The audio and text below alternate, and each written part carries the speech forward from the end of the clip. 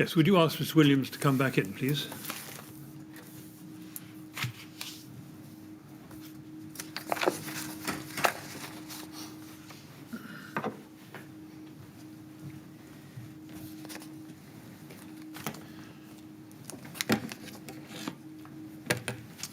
All right, Ms Williams? Yes, ready to go on? Yes, Yes. Millet? Yes, thank you, Mr. Chairman. Ms Williams, this morning, during your evidence about the fire consultant, you told us, and it's at page 77 of today, day 55, that a DDA consultant had been appointed eventually. Yes. Is that your recollection? Yes, it was specifically for the new build flats. Right. Who was the DDA consultant? I think it was a lady's name. I think it was Jane somebody. It was via Studio E. Via Studio E. Yes, it was a DDA compliancy for the new flats. And when was the DDA consultant appointed? Do you remember? No, I'm afraid I don't remember.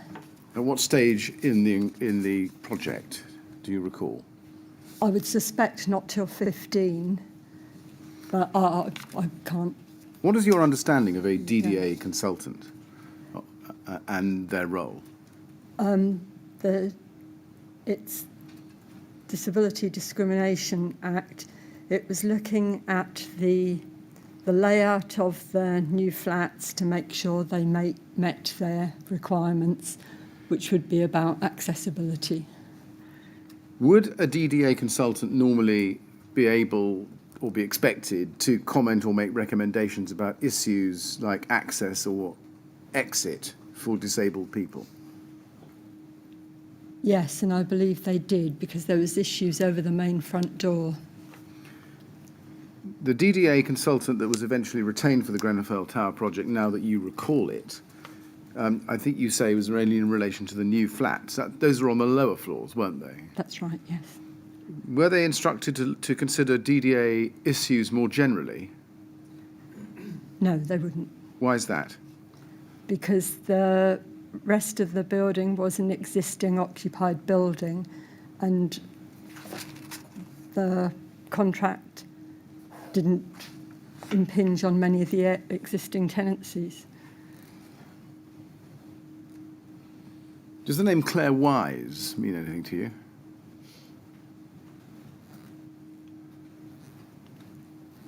I'm not sure. I don't know. Obviously, it's my name, so I'm not sure. Right. When you say it's your name, it's because you're a Claire as well. Yes, I yeah, see. but I can't think of it. Right. Okay. Do you know whether who was responsible within the TMO for retaining the DDA consultant that you remember was retained? The DDA consultant I'm talking about was required in terms of the building contract and the new build flats. The TMO would not have retained a DDA expert. If we had residents who had an occupational therapy requirement, if they needed their flats amended, then we would go to the local authority, RBKC, whose occupational therapists provided that support to existing residents. Right. That I think was Claire Wise. Was it? Oh, yeah. You don't know. All right. But The name might be familiar, but there were many people I dealt with. right. Well, that person, the RBKC occupational therapist, was not a DDA consultant, was it or she? Or No, they? no, they were an occupational therapist, yeah. No. So there was no DDA consultant in respect of the remainder of the refurbishment. Is that right? That's right, yes. And we've seen references repeated through the progress meetings from April until October of 2014, not only of the intention to appoint a fire consultant, but also a DDA consultant. It looks as if it was on the radar repeatedly for months, but then fell off the radar come November 2014. Do you know why that was? I believe you would only appoint them at the time you had the information available, which is why I suspect it was 15, because they would want to actually look at the physical flats that were built. Right. So that's why I suspect it was 15, because there'd be something tangible for them to look at, right, rather than just a plan form. Do you actually know anything about the circumstances in which a DDA consultant was appointed? I had understood from Studio E in early days, that it was part of a planning requirement.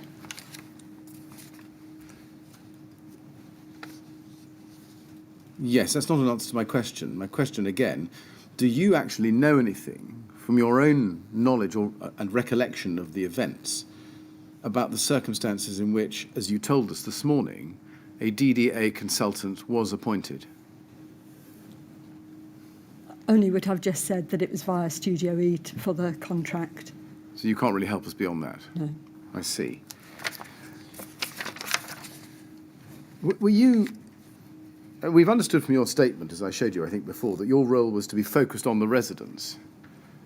Yes. Did you ever undertake any survey of residents' physical abilities, disabilities, and needs, and in order to understand better their requirements in the event of a need to evacuate the building? No. Why is that? The residents who were there were quite an established group. They would have been in a similar situation if there was a fire beforehand, and residents would have to self-refer if they needed medical help advice to the appropriate authority. So I wouldn't have been the appropriate party. I see. So even though you were resident-focused, you tell us it wasn't your role to understand the individual needs of each resident? I would have been aware of any issues which would have impacted on access for the building contract. But otherwise, no, they're an existing group of tenants, residents, and that they would, if they had any medical issues, they would have to self-refer, or maybe the housing manager would have referred them to occupational therapist or for a medical transfer if that was required. Maybe you can't help us with this question, and maybe it's a question for a later module, Ms. Williams, but was there anybody within the TMO who was responsible for understanding the physical needs and abilities and disabilities of the residents when considering means of escape? It's a question I don't think I can answer. I don't know. Don't know. Did you know that Ryden themselves undertook a residence profiling exercise and provided their results to the TMO? Yes. Who did they provide them to? Housing management. Did that Apart include from anybody who would need help in order to facilitate the contract.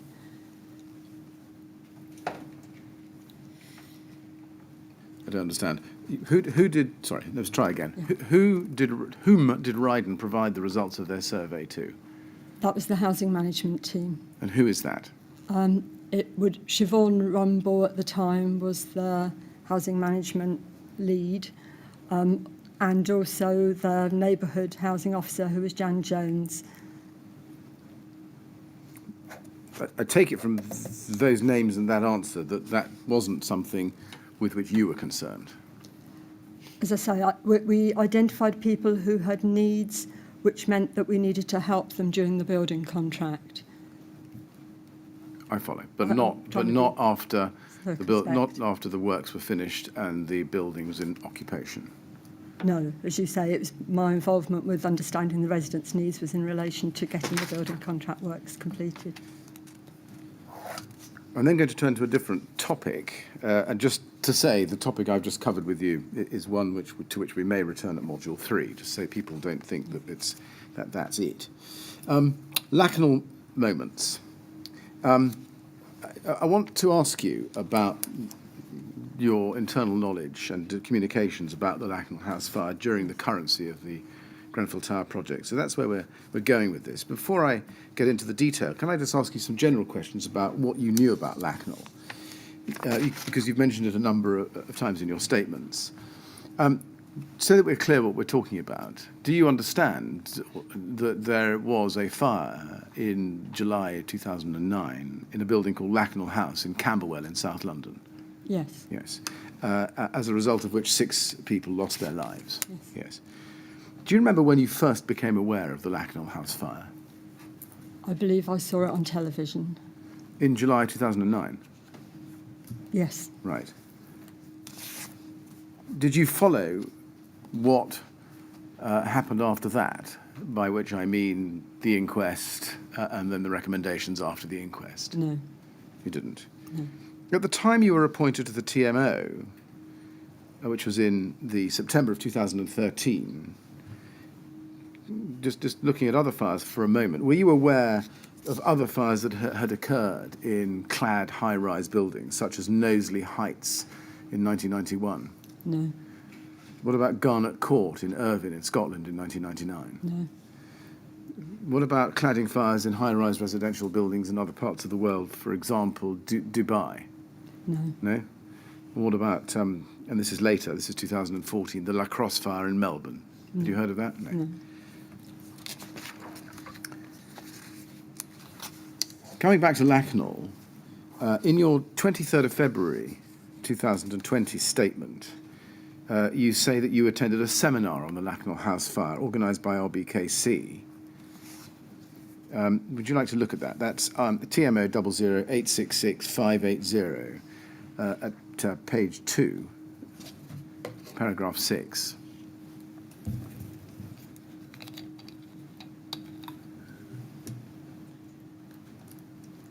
Page 1, paragraph 6. There you say, I'm unable to recall whether the presentation referred to above, which appears to have taken place on 10th of January 2014, was the presentation I describe at paragraph 4 of this statement. I'm taking this slightly backwards because that's the effect of the evidence. But if you look at paragraph 4 of the statement, please, on page 1 higher up, you refer there to paragraph 66 of your 20th of January statement, where you recall attending a presentation on Lakanal House. I'm unable to recall the date of this presentation. I do recall that it was organised by the RBKC and held at the Town Hall. I also recall that the presentation was led by a man. However, I cannot recall what organisation he was from. I believe there were between 15 and 20 people in attendance. At the time I attended this presentation, I was fairly new to the TMO. You recall this this presentation. Do you remember whether it was compulsory for you to attend or whether you volunteered? I was invited, I think, via the health and safety manager, who'd asked my manager, does anyone to go? And I think it was said that it was important that I attended, obviously, because it was a high-rise block. Right.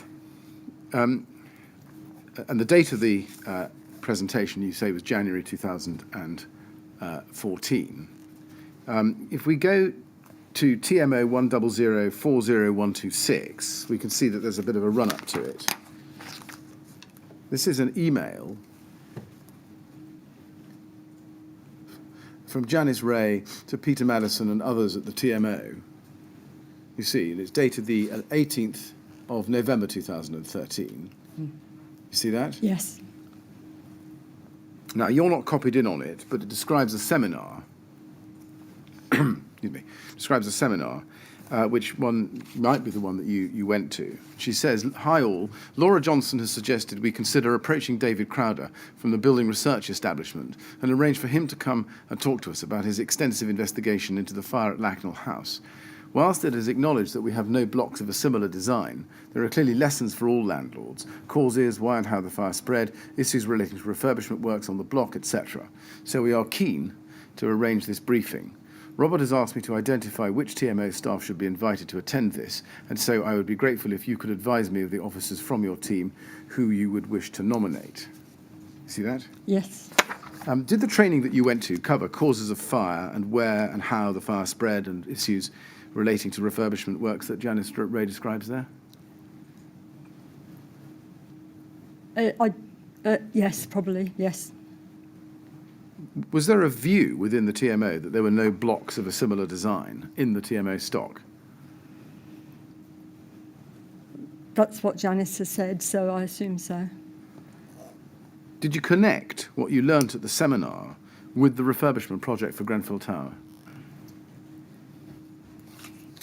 What I had taken forward onto Grenfell as a result of the seminar was about the internal ventilation system, where the people who unfortunately died were in a bathroom, an internal bathroom, where the ventilation system wasn't working as it was proposed because somebody higher up on the building had installed an extractor fan, which meant that the system was similar to Grenfell in that it had a roof-mounted fan.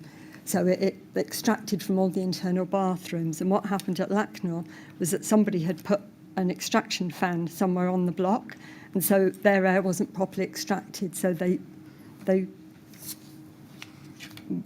didn't get the benefit of that properly working system.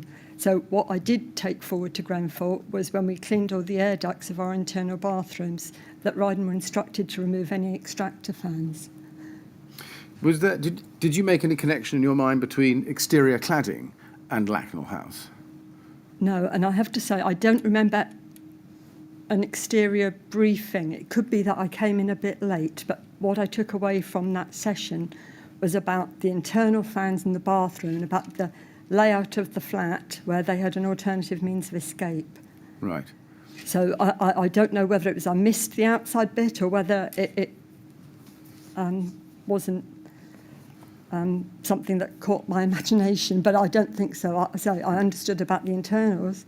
I don't remember anything on the external fire squad. Was there any other presentation you went to or document that you saw after January 2014, but before, let's say, November 2014, which led you to draw a connection between Lakanal House, the event, and cladding, specifically exterior rain screens? No.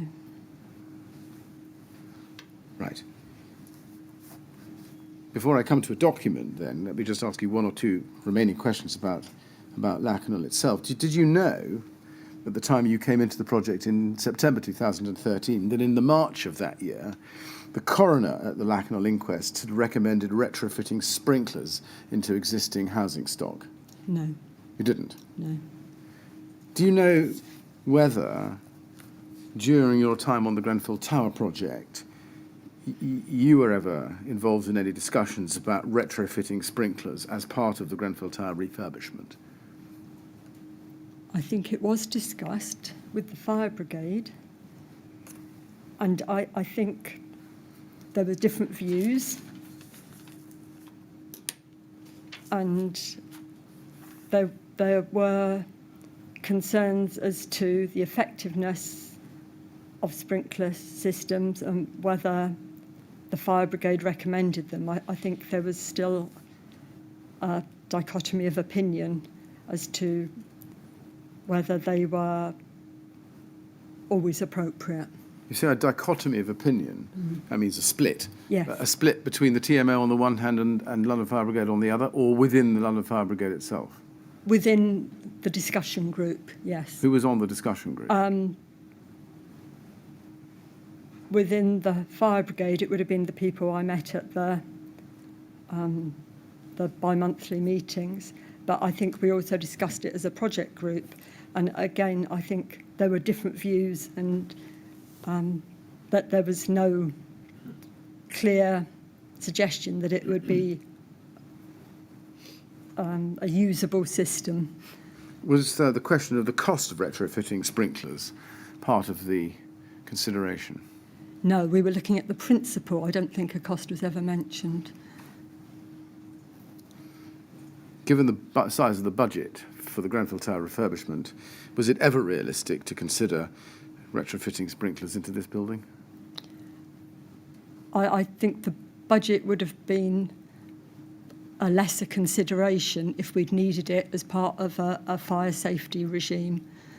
We hadn't had any recommendations to put it in. Nobody had promoted it as part of a legal arrangement. So I think if we'd been told this is the legislation, you have to do it, the budget would have been found. It was clear right through 2013 that it wasn't part of the legislation. I think that's probably universally accepted. Was there ever, to your knowledge, a cost-benefit analysis ever applied to the Grenfell Tower project when it came to the retrofitting of sprinklers? Not in my time, not. Right. Then let's go to ART 408794.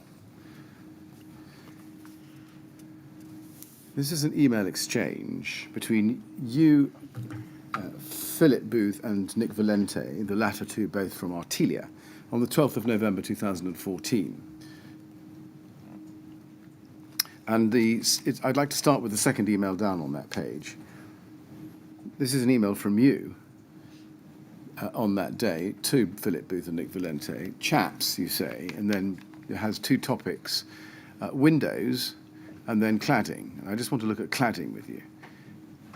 I've just been looking at the cladding. As our database is asking for costs, I've put something together. However, I do not know if there is any issue of flame retardance requirement.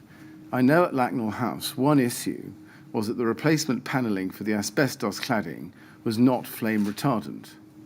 I don't know if this is in the specification, but want to make sure it is raised. Please advise.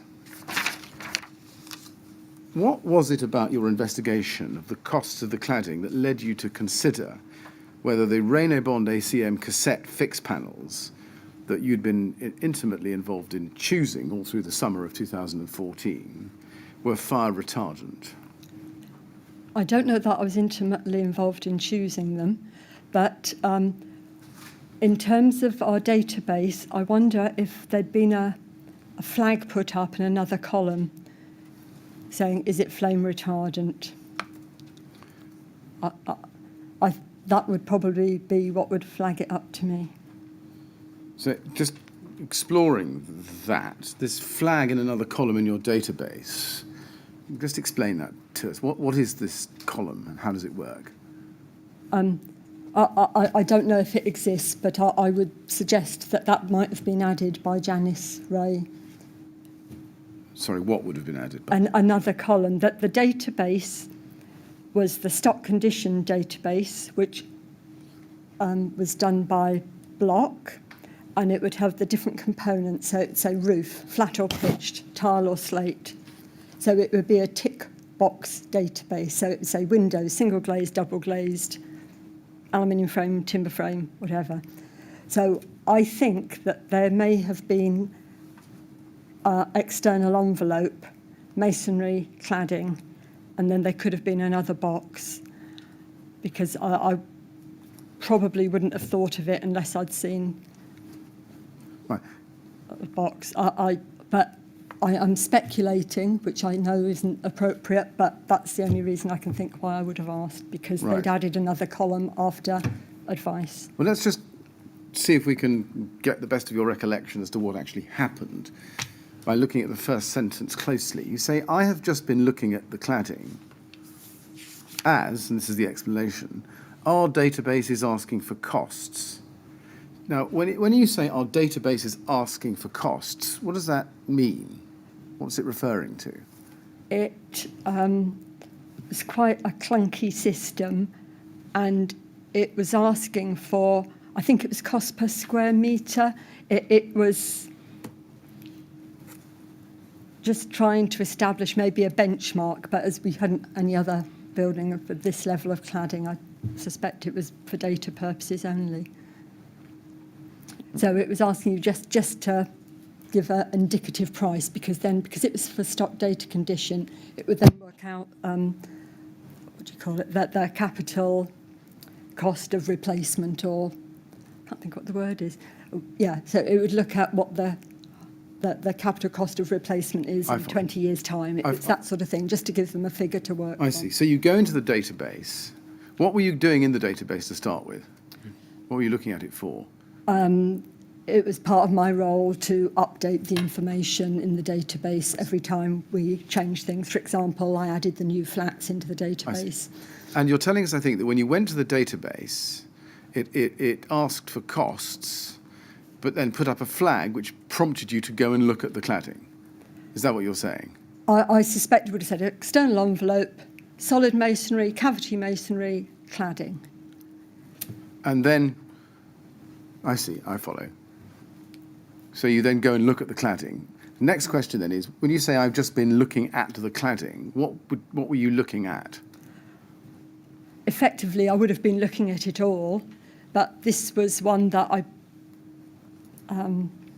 was less familiar with, and so I was checking. I had the costs there, but I was just asking at the same time because I think it flagged up about fire, and so I was saying I've just been looking at this, but it was for the reason of actually putting in the cost for capital depreciation, that's the word. But I hadn't done anything with the area that said about flame retardants, and that was why I was asking our employer's agent if there was any issue that I needed to do to include in our database. But it was also a prompt to them to check. Right. So from that answer, do we take it that somebody who designed the database within the TMO had made the connection between cladding and fire retardancy as a question to ask? I believe so. I would have to look at the database again, and I hope this isn't something that I'm putting two and two together and making five. But I think that was why the flame retardance issue came up, because the database may have flagged it. Well, you see, and again, we don't want to trespass on either a bad memory or speculation, Yeah. but what you go to the database because it asks for costs. So you go and look at the cladding. What I want to know is whether what you looked at on the cladding was what prompted you to ask about flame retardants, or whether the database asked about flame retardants. Yeah, no, I believe the database had something that would say, is there any issue of flame retardants or something of that sort about fire, and that's probably what would have done it. But it could have been that I put in cladding and then this, I thought, oh, hold on, I haven't asked them this. So it could have been either. I follow. I follow. Can't Okay. 100% guarantee. All right. Either way, so something asked you to ask about flame retardants. So you say it could have been the database raising it as a flag, or it could have been whatever you were looking at about cladding. Yeah. Just on that last point, just pressing it a little bit more, what was it you think you looked at by way of the cladding? Was it a specification? Was it the hard material? The mock-ups you'd had in the June of that year? What was it? I was looking at it just as a phrase because I had to complete how many square metres it was and what the cost per square metre was. It would be of that extent. So you hadn't looked at a separate document or No. separate thing? No, I'm just looking at a word on a spreadsheet that says external envelope. Now, was this a question that you had raised earlier when talking to Ryden about the ACM panels and your discussions with the planners back in the May and June of 2014, that year? No, I hadn't asked it before. And you refer in the second line there to an issue of flame retardance requirement. What did you mean by requirement? I was asking probably about the regulations that covered the cladding. Did you know there were regulations which covered the cladding? I know there's something in the specification, and I know there's the discussion about Class O. So I know there is something, but I'm not clear exactly what. Right. And what was it about the costs issue that led you to think about the regulatory issue? I don't think it was the cost. It was just that I was filling in a line on a database that said cladding. I had to input the cost, and obviously this issue of flame retardants came up. So it wasn't actually the cost that was the main driver. It was the fact that I had to input it into the database. Do you remember whether the database flag that you've referred to, which could have been the prompt for this, referred to a requirement, regulatory or statutory requirement? No, it was a big database. It would have had maybe 2 or 3 words on it. Right. So is it you that added the word requirement in there? Yes. I see. So you saw flame retardants and you thought, well, there may be a requirement for that. Is that right? Yes, I'm just trying to... So I honestly can't remember how the database was phrased, but I think there may have been a flag on it that would have asked about it. So I'm just taking this forward. I take it this database is an electronic document. It is. It's the property Well, database for the whole organisation. It's online. It's not a paper document. It's totally online, and because it's about capital depreciation, you put in, well, and also for maintenance use, etc. You put in what the building comprises, and then that can throw out any figures in terms of what you'd expect for a maintenance programme. Did you give this database a name or nickname? It was Keystone was Right. the overriding name, I think. Yeah. Well, we know about that database, and we may have to look into it Yeah. to see whether what you're saying reflects what's in that electronic piece of work. Now, if we move on to the reply to Philip Booth, this is at page 1 of this email chain, and this is timed the same day at 4:55, back to you. And he says, "Hi, Claire, I'm delighted to hear you've delivered the contract, big milestone achieved." And then in the third paragraph, he deals with your cladding request. He said, "I had a quick review of the NBS spec in the tender docs for cladding, and it does specify the cladding must comply with the following standards, one of which I would anticipate requires flame retardance. However, as client, I suggest you seek clarification from Ryden." And then he sets out something which looks as if, and indeed Philip Booth confirmed this in his evidence, this was a cut and paste from the NBS specification itself. Is that right? Yes. It is. And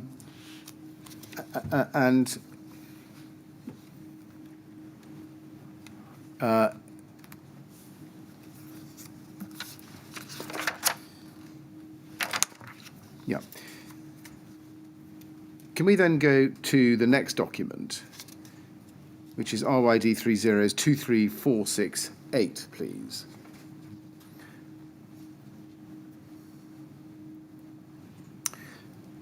And this is a few minutes later, same day, where you write to Simon Lawrence, copied to Philip Booth. Subject Grenfell Cladding. Simon, I'm just writing to get clarification on the fire retardance of the new cladding. I just had a Lakanal moment. And you spelt it Lacknall there. Just on the spelling, why did you think that Lakanal was spelt like that? I don't know. I think it's spelt many different ways in different correspondence, but I understand it is the wrong spelling. Right. Did you always spell it like that, or did you spell it in various different ways? I probably would have spelled it in different ways over a period. I think I would spell it differently now. Right. Yes, it's Lakanal, isn't it, now? Yes. But that is the true spelling. But this isn't about your spelling. I'll come to the reference and relevance of the spelling perhaps later on. But looking at this email, you say you've just had a Lakanal moment, and we can see below that the specification that he sent you. And it looks like you copied and pasted this from Philip Booth's email. Is that right? Yes. I see. Now, can we go to your 20th of January statement at page 14, please? I'd like to get a paragraph 66 in that document.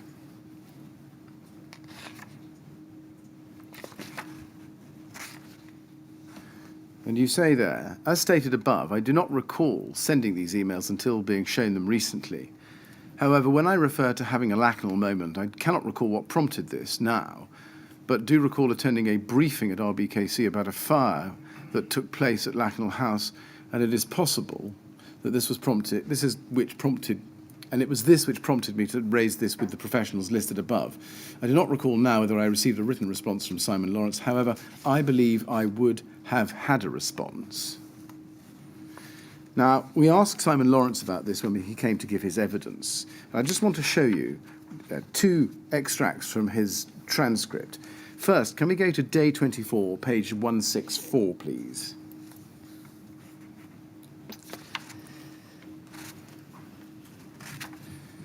And he says, at line 1, or rather, I ask him at line 1, we have no record of any response by you to her question or request for clarification, if I can put it that way. Is that right? Did you respond?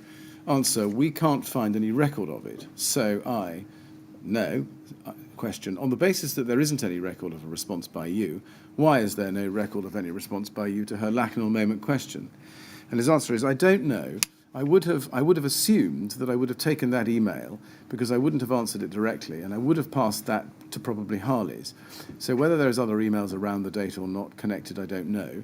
Normally, I would have expected just to take that email and I would forward that straight to Harley's, and I would keep Claire copied in. So if there was any backwards and forwards correspondence, then it would be, presumably, is the question, you've had quite a long time before today to think about this email. Yes, and I've seen it recently, etc.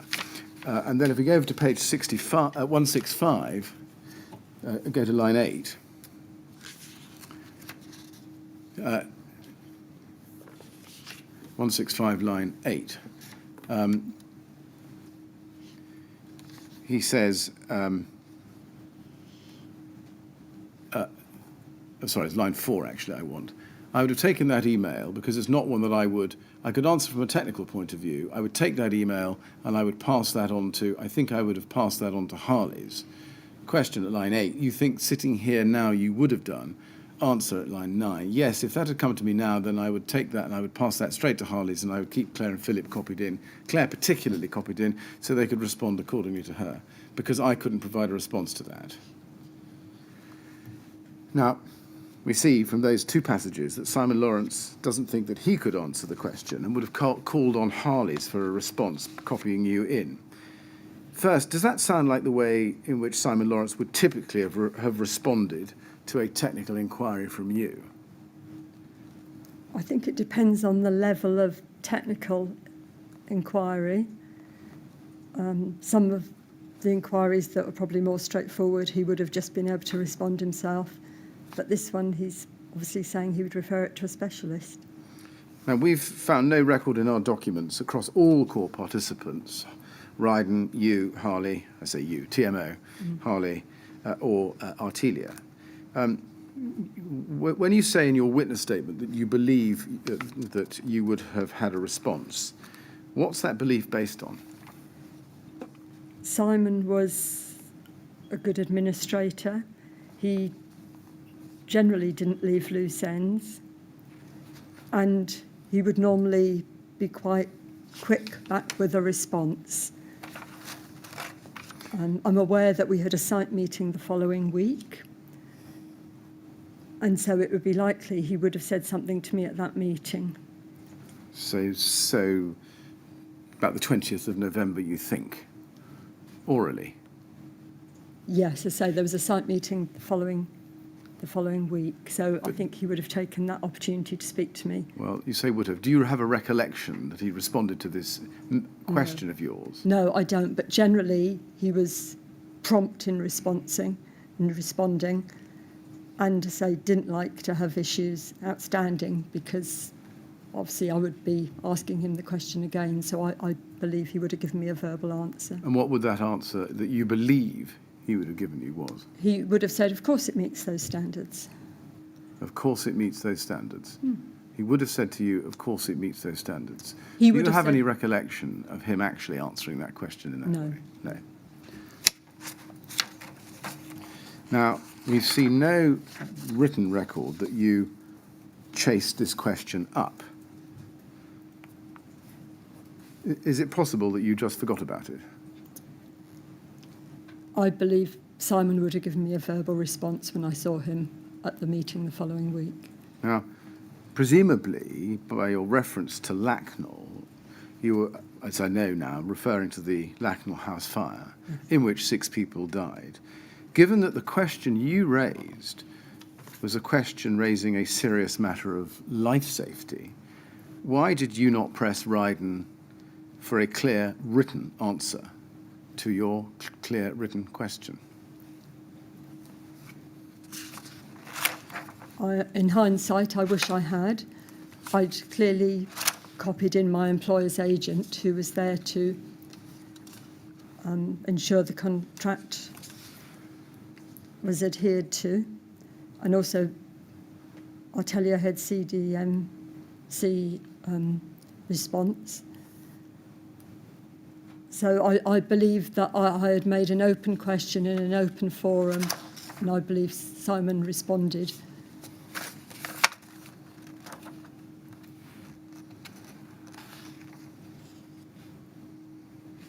Now, if we go back to the email that prompted this, at ART 408794,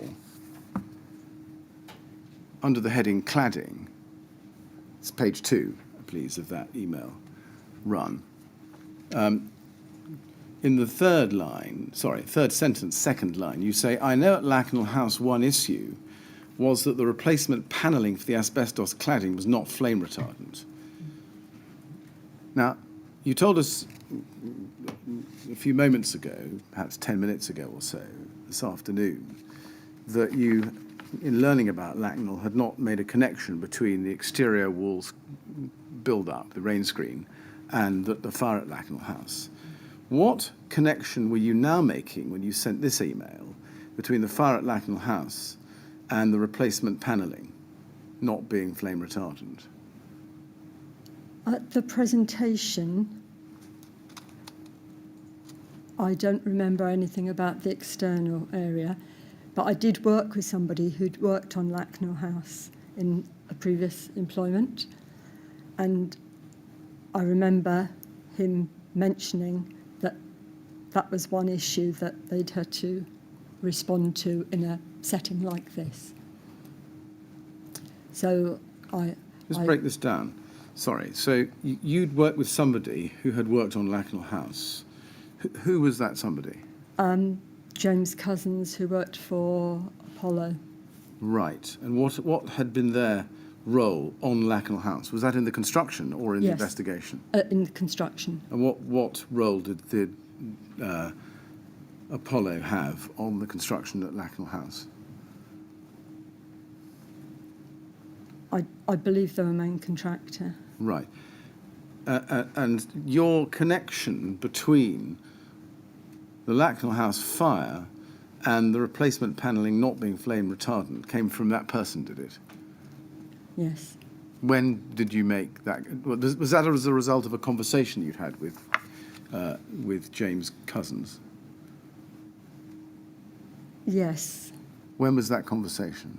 I worked with him between 2008 and 2013, and this was towards the end, so probably 12, 13, I suspect. Right. Now, we know that the inquest finished in the January of 2013, and the Rule 33 recommendations by the coroner were made at the end of March 2013. Do you think the conversation you had with James Cousins was up between the March of 2013 and when you joined the TMO in September 2013? The conversation was very circumspect, it was very careful, and it was a conversation that was brief because obviously at the time it was probably still under discussion. So my conversation with him wouldn't have been more than 5 minutes because it was a very sensitive subject still. I can understand that. My question was a timing question. Was it before March 2013 or after March 2013? I don't know. Was it before you joined the TMO or after you joined the TMO? It would have been before I joined the TMO. Right. I see.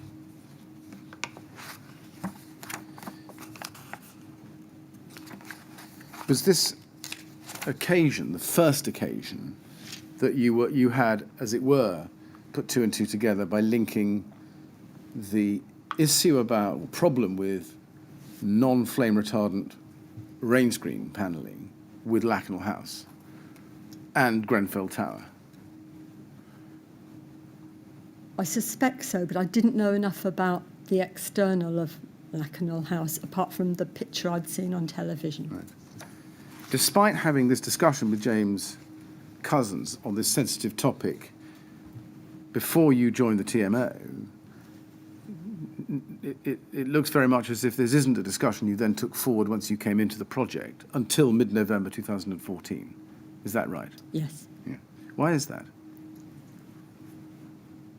I wasn't clear enough on the external construction of Lakanal House to know there was a similarity. or if there was a similarity. But it was the word cladding that perhaps jolted me to think, oh, maybe this is a good question to ask. But you knew right from the very start of your involvement in September 2013 that the Grenfell Tower refurbishment involved overcladding with a rain screen. So why did you ask the question only in November 2013 and not in and from September 2013 when you became involved? Sorry, November 14, I should have said, and not in September 13 when you became involved. The project had been on the books for a long time, 2012, and there was a professional team on site then. There were lots of discussions over the cladding. I assumed that at the time that many of those conversations would have been had earlier. But then obviously when I was involved, the cladding choices were still at large. But I believed on our cladding that it met Class O and it met the regulations. But I say this was obviously just a double checking here. You see, you'd had this conversation with James Cousins, which drew the connection in your mind between the fatal fire at Lakanal House and rain screen cladding. You come into the project, you know there's going to be rain screen cladding for Grenfell, and yet you don't ask the same question earlier than November 2014.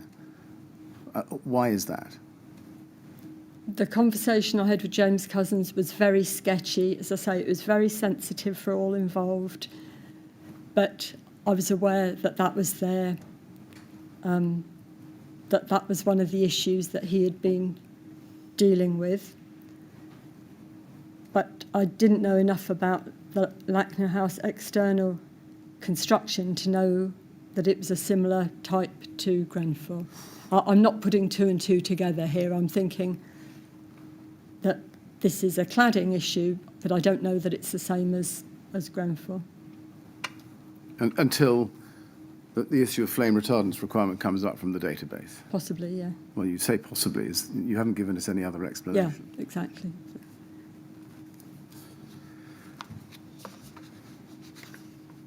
Now, Mr.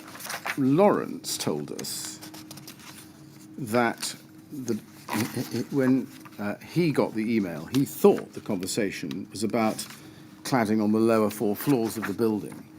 Did you have any discussion with Mr. Lawrence around this time about fire retardance of the cladding on the lower 4 floors? No.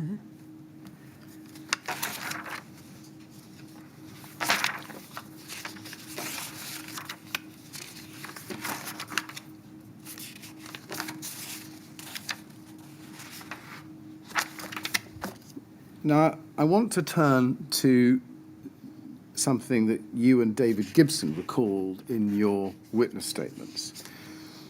Can we go first to David Gibson's witness statement of the 23rd of January 2020, this year, at page 18.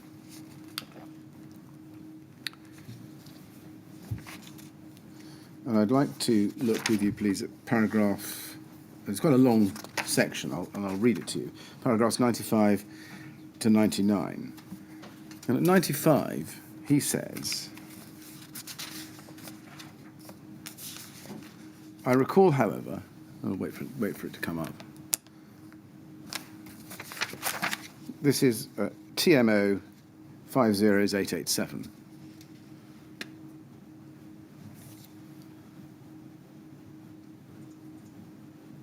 At page 18. And he says at paragraph 95, I recall, however, at one of our monthly design development meetings, Simon Lawrence of Ryden indicating that there was disparity between the delivery times for insulation and rain screen, and to avoid delaying the project, he indicated their intention to install the insulation first and fit the rain screen later.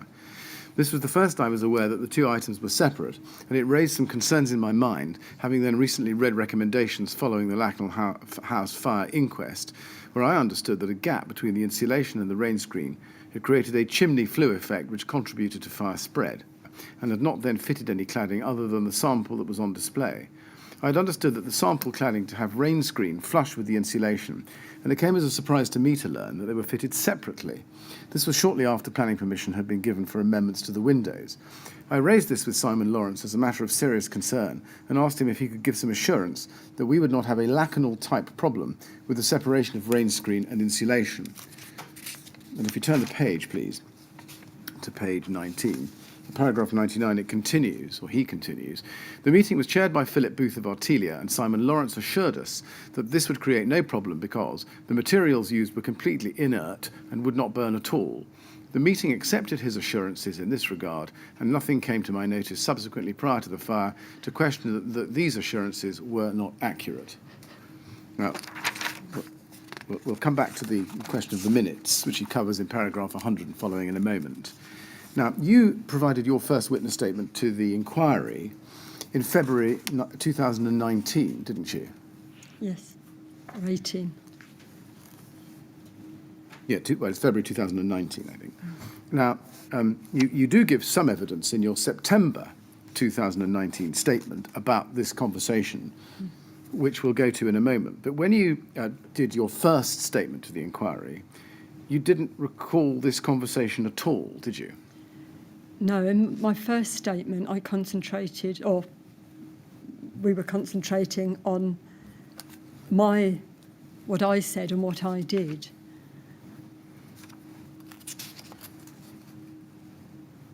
Well, you don't record this conversation when you prepared your first statement. No. And presumably you didn't record it because you didn't recall it. I think there was a lot of discussion over what I did when I did it, and so it wasn't discussed and it wasn't recorded. Yeah. A conversation of this nature where Ryden were giving the TMO, its client, an unequivocal assurance that the cladding was completely inert and would not burn at all, would be something that you would have remembered when you saw that building burning. That must be right, surely. No, it wasn't on the top of my mind. I had other emotions, not that one. But it was a long project. A lot was discussed. We've talked this morning about my omitting something about a fire risk assessment. There was a lot of material that you could have put in these statements. They would have been huge tomes. I forgot this. It was an oversight, which I think was corrected in my second statement. Leaving aside the other emotions that you and I'm quite sure all of us felt looking at that building burning in the early morning of the 14th of June 2017, Miss Williams, I have to suggest to you that one of the thoughts that would have gone through your head had you recalled this meeting at all would have been, Simon Lawrence told me it couldn't burn. How come it's burning? Do you accept that as a matter of common sense? No, that wasn't uppermost in my mind at the time. All right. So when did you first recall this conversation? I believe as we started to be asked other questions or what happened then, and we, obviously with my legal advice, realised there were areas of my statement that perhaps should be beefed up because things were omitted or things were unclear. And so at that point, it was one of the items that I was advised should have gone in the first statement. Right.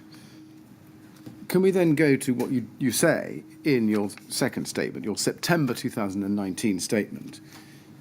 And this is after David Gibson had provided his statement, which I've just been reading to you. And your September statement is at TMO 00842312. And can we go in that, please, to page 15, paragraph 64? And you say there, I do recall that during an early site meeting, my line manager, David Gibson, asked about the performance and fire retardancy of the cladding materials proposed by Ryden. David's query was whether the cladding proposed could have the same effect as the cladding installed at Lakanal House, should a fire take place. I recall that he sought assurance from Ryden that an incident such as the fire at Lakanal House would not take place. Now, you say there that the meeting was an early site meeting. By that, do you mean a meeting at the tower? It was in a meeting room in a adjacent building, yes. An adjacent building to the tower? Yes. Which building was it? My recollection was that it was what we call the caretaker's rooms. Right. So not in the site cabins that had been erected or were being erected by Ryden? There were no meeting rooms other than those in existing adjacent buildings. David Gibson said that the meeting was a design development meeting. Does that mean anything to you? We did used to talk about design and then have a site meeting, or vice versa, have the site meeting and then talk about design. So I suspect that's what he's suggesting. Well, I don't quite understand. First of all, did you call meetings by name design development meetings? Did you refer to them as design development meetings? I think they were called different things. I think they were design reviews at some point. But that's a likely name, yes. Did those happen at site? Yes. In the room you're talking about? Or different areas as the building proceeded. It started off in one room, then it moved to another room, and then it moved into different rooms that were available. It looks to us from the records that the design team meetings that were minuted by Artelia were held at TMO's offices. That's generally right, isn't it? The ones prior to tender were, I believe, yes. What about after the tender, during the currency of the project? We would tag them on generally to a site meeting, either before or after, depending on the With Artelia present? Availability. Yes, Artelia would usually do the minutes. Now, Artelia minuted progress meetings, but not design team meetings. That's right, isn't it? They did the design reviews, but I can't think of any design development meetings as such that they called. But we did discuss things either side of the site meeting. So Artelia would have been the people to minute them, but I can't think of any minutes specifically. Now, you say it was an early site meeting at paragraph 64. Can you give us a more precise idea of the time? It would be after July 14 when the contract was in place. And then not before, or rather not after? I think, did David say that it was about, he'd been there and the mast climbers were going up, so that would set the date, but I don't know what date that Well, would I'm asking you for your independent recollection, independent of Mr. Gibson's be. recollection. Yeah, no, I don't remember. Apart from the fact I thought it was fairly early on. Well, the mast I don't climbers started remember going the up in August 2014. Did they? Okay, so any time from July 14 probably to early 15. Right. It's Mr. Gibson that recalls the mast climbers in his evidence, but you say you recall it during an early site meeting. I want to know what it is, please, that gives you the recollection that it was an early site meeting. In other words, after July. My recollection is that we were sitting at a long table, and there was, at my end of the table was the TMO, Artelia and Ryden, and other people were at the other end, so other parties. And David asked the question when we were sitting in that caretaker's room, all at one end of the table. But I'd say that's why I don't remember the date. I remember it was comparatively early, but I don't remember. It was a big meeting. I think there was quite a lot of people there. Who else was there? Well, say, Ryden were there. Who at Ryden?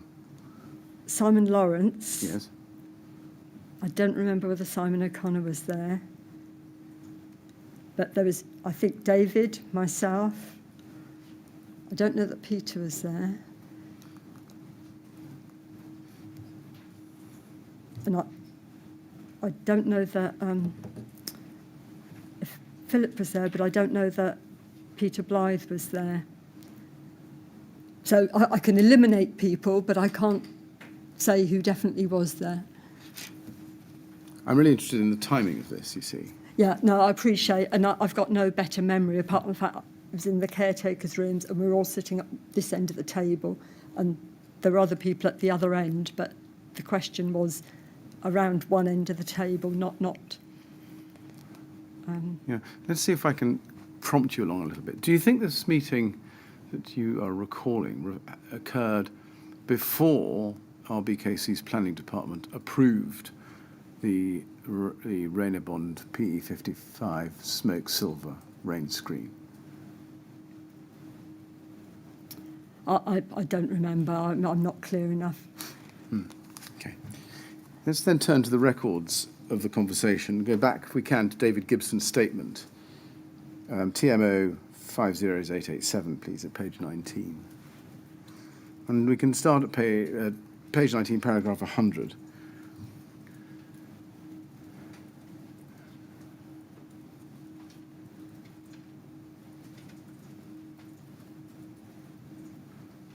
And he says, the minutes of this meeting were produced by Artelia, and they definitely existed because I recall reading them. I recall that Lakanal had been spelt incorrectly in the minutes. I understand these minutes cannot be located in TMO files. You see that? Yes. And then just pausing there, you see, he notes that his recollection is that Lakanal was misspelt in the document he remembers seeing. Just note that. And then in paragraph 101, he says this. I have a clear recollection of the discussion and of the minute recording it. My recollection is that it was raised at a design development meeting, and the minute was produced in time for the next monthly meeting. It was produced in hard form at that time and may not have been scanned onto TMO's system or received electronically. I know I did not receive the minute electronically before the meeting because it was handed to me in hard form at the meeting. Until the occurrence of the fire at Grenfell Tower, I had always believed the cladding installed was inert, as had been assured by Simon Lawrence, and I had no reason to consider otherwise. I cannot recall the date of the meeting, but I have given some details in my statement as to when it was. I think it may have been about March or April, or March to April, 2015, or possibly earlier. And then he says, I'm confident that Philip Booth, Simon Lawrence and Claire Williams were in attendance along with the regular minute taker from Artelia, whose name I cannot recall, but his name will be on all the progress report minutes at or about that time. It is likely that others were in attendance, but I cannot recall who. I also recall that I did not receive the minute of the meeting electronically in advance of the next meeting, as was normally the case. They were handed to me in hard form at the beginning of next month's meeting, 1 month later. I know this because I specifically looked for it, and that is when I noticed that Lakanal had been spelt incorrectly, and it is my recollection that the minute recorded the gist of that conversation, and I mentioned that fact to Claire because I was keen to note that it had been recorded. Now, I'll just, before I come to some questions about that, Ms. Williams, just show you what you say about that in your September 2019 statement, which we can go to, page 15. That's TMO 00842312. And I'd like to go to paragraph 65 now.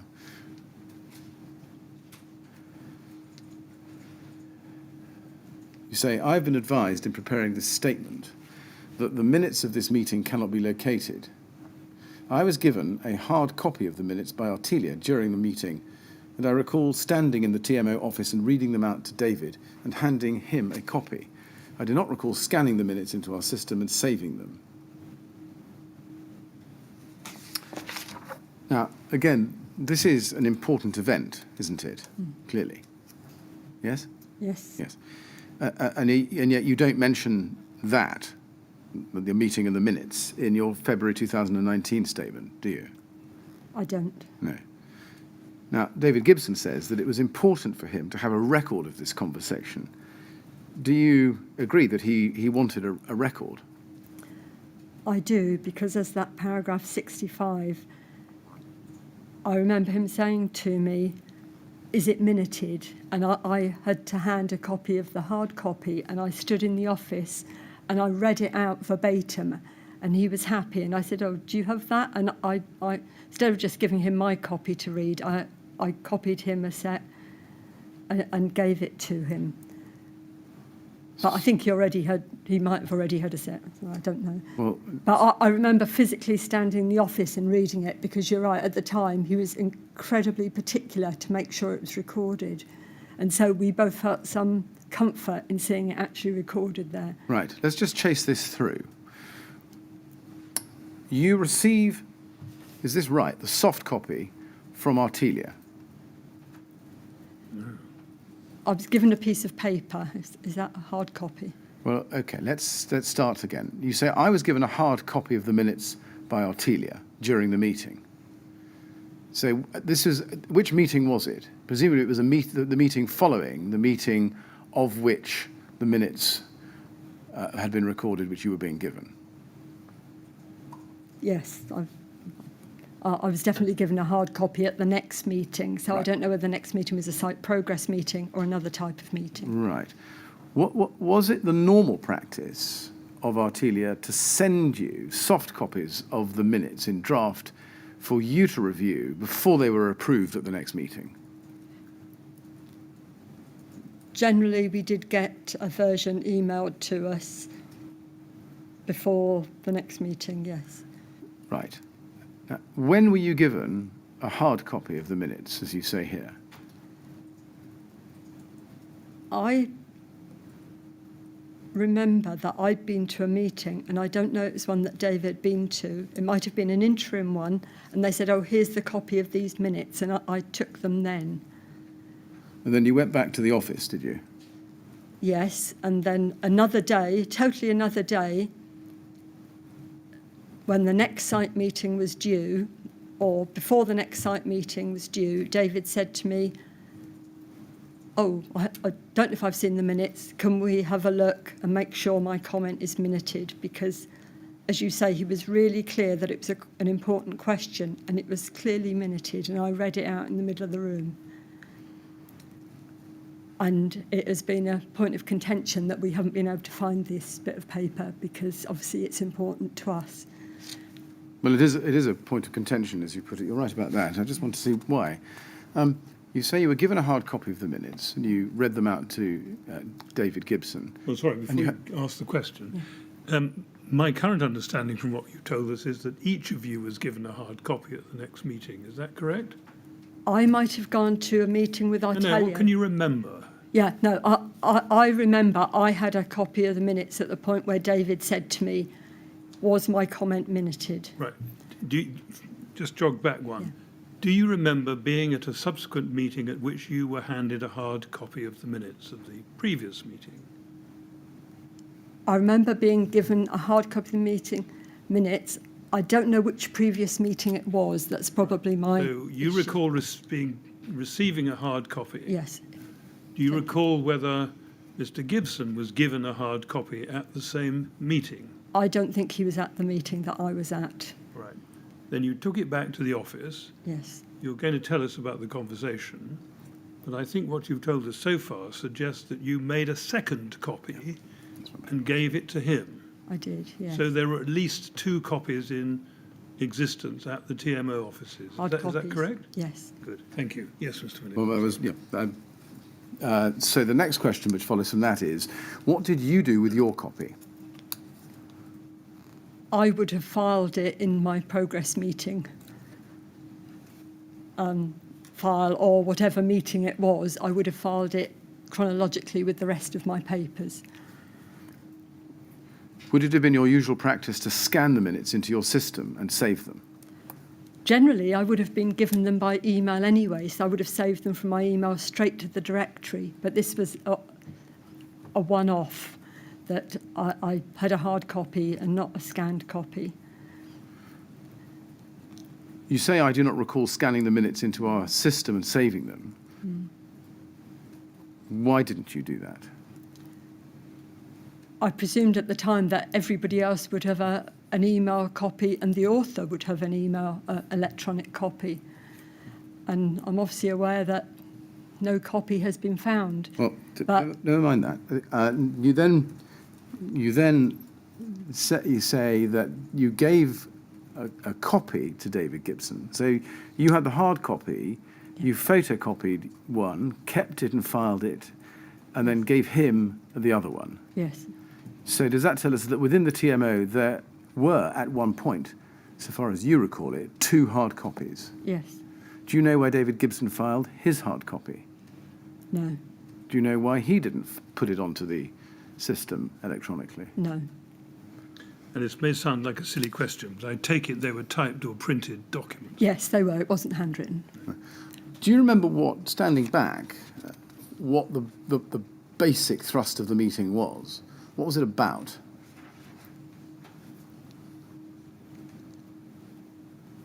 I thought it was a meeting on site.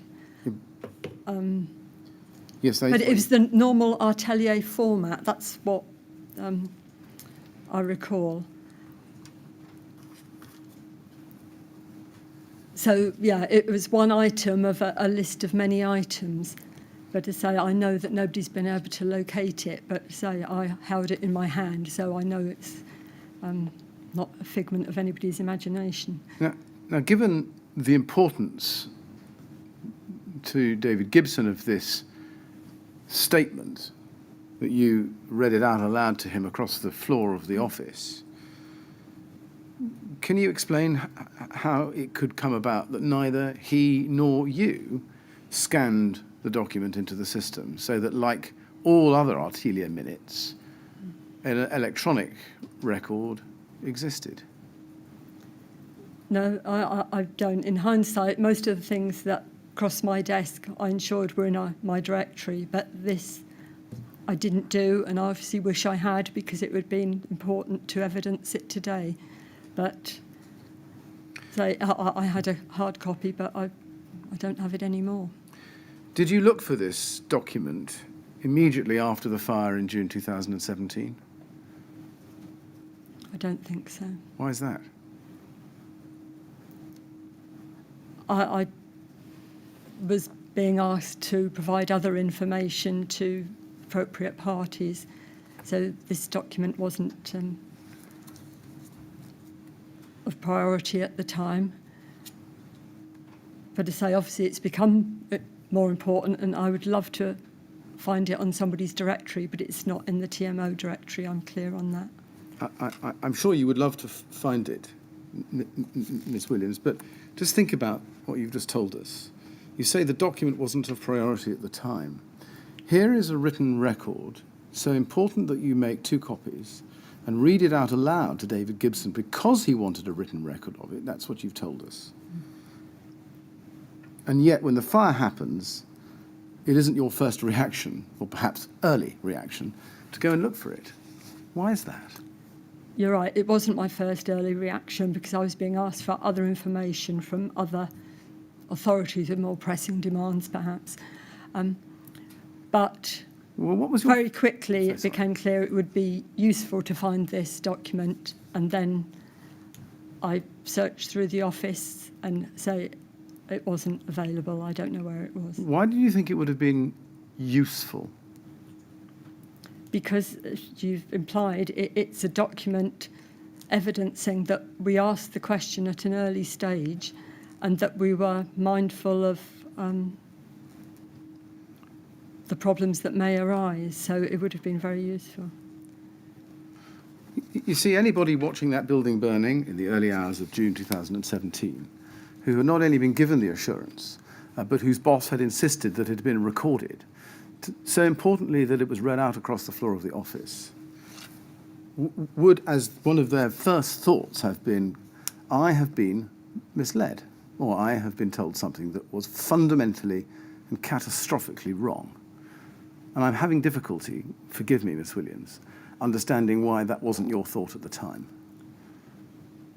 We were being asked by advisors to find different documents, and this was obviously one that people weren't aware of, and it was a very busy time.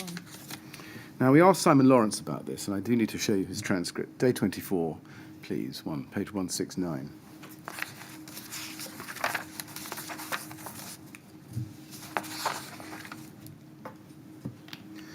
And at line 14 on that page, you can see that I quoted Mr. Gibson's statement to Mr. Lawrence, which we've just looked at. You can see I quote paragraph 98 to him. And then from line 18 onwards, or rather line 14 onwards, which leads up to line 18. Do you recall Mr. Gibson raising this matter with you at a meeting? Answer, no, not at all. Question, right. Answer, rain screen by the nature of rain screen, there's a gap between rain screen and the insulation. So no, I don't recall this at all. And then if we go over the page to page 170, at line 10,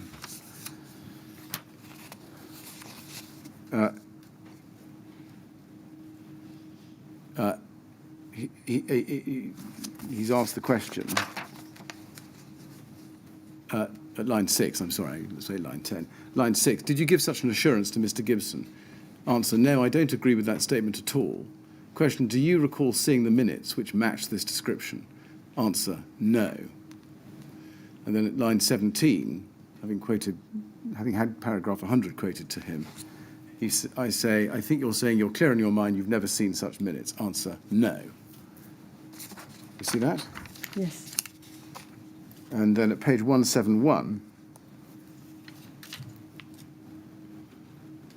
at line 8, I've cited more of his statement to him, and it's clear from line 10 that Mr. Lawrence says, I don't agree with it at all. Question at line 11, right, so you say Mr. Gibson is wrong. Answer, yes. Line 13, question, right. Now, leaving aside Mr. Gibson's recollection, did you ever yourself personally assure him that the cladding at Grenfell was, to use his word, inert? Answer, no, I wouldn't give technical assurances unless I had that information from the designers or specialists. That's something we've seen before. You can see from that Simon Lawrence has no recollection at all of that, and in fact, not only that, he actively denies ever having given you that assurance. Are you saying he's wrong? I'm saying it was a conversation a long time ago and he's probably forgotten, but it was minuted, and I'm aware that there's been a lot of interrogation into the papers to try and evidence this minute. Now let's look and see what Philip Booth's evidence was about this. Can we first look at his first statement at page 52? This is ART 408527, page 52, and I'd like to go to paragraph 173, please.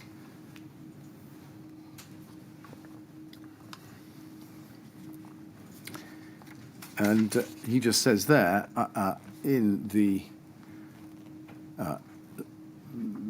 fourth line up from the bottom, he says, I do not recall any other occasions where any party raised the fire at Lakanal House or sought any assurances as to the fire performance or fire specification of the cladding system being installed in the project.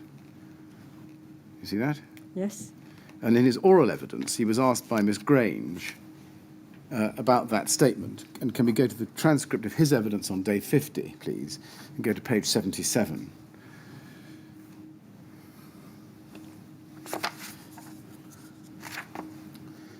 And at page 77 of day 50, at line 4, he says, I was definitely not at a meeting that was discussed. All the meetings I was at were minuted, we produced them. I didn't go to design development meetings because I wasn't part of the design at that time. So I'm not saying it didn't happen. It may well have happened, but it wasn't a meeting that I was at. So I don't have any recollection of that discussion point at all. Okay. And that all of our other meetings have got clear minutes issued for them. Yes. Answer. So maybe it was a Ryden meeting that he remembers, but I wasn't there. Question, line 18. Do you ever recall anyone using the word inert or completely inert in the context of the cladding materials? Answer at line 21. No, I had no, other than that one email, which is the 12th of November email, Miss Williams. I didn't have nothing was raised to me about fire retardance or anything around the cladding. All of my cladding discussions were around what it was going to look like and how it was fixed to the building. Now, looking at that, do you still say that Mr. Booth was present at the conversation with David Gibson? Yes. So you say Mr. Booth is wrong as well in his recollection? It was a conversation 14-15. It was, so David asked the question, he got a response, and it was minuted. I'm not surprised people don't remember it because it was a fair while ago, but it was critical at the time, and that's why we were pleased it was minuted. Can you remember who else was present at the meeting? I only remember people at this end of the table. There were other people, but Well, No. who can you recall as being present?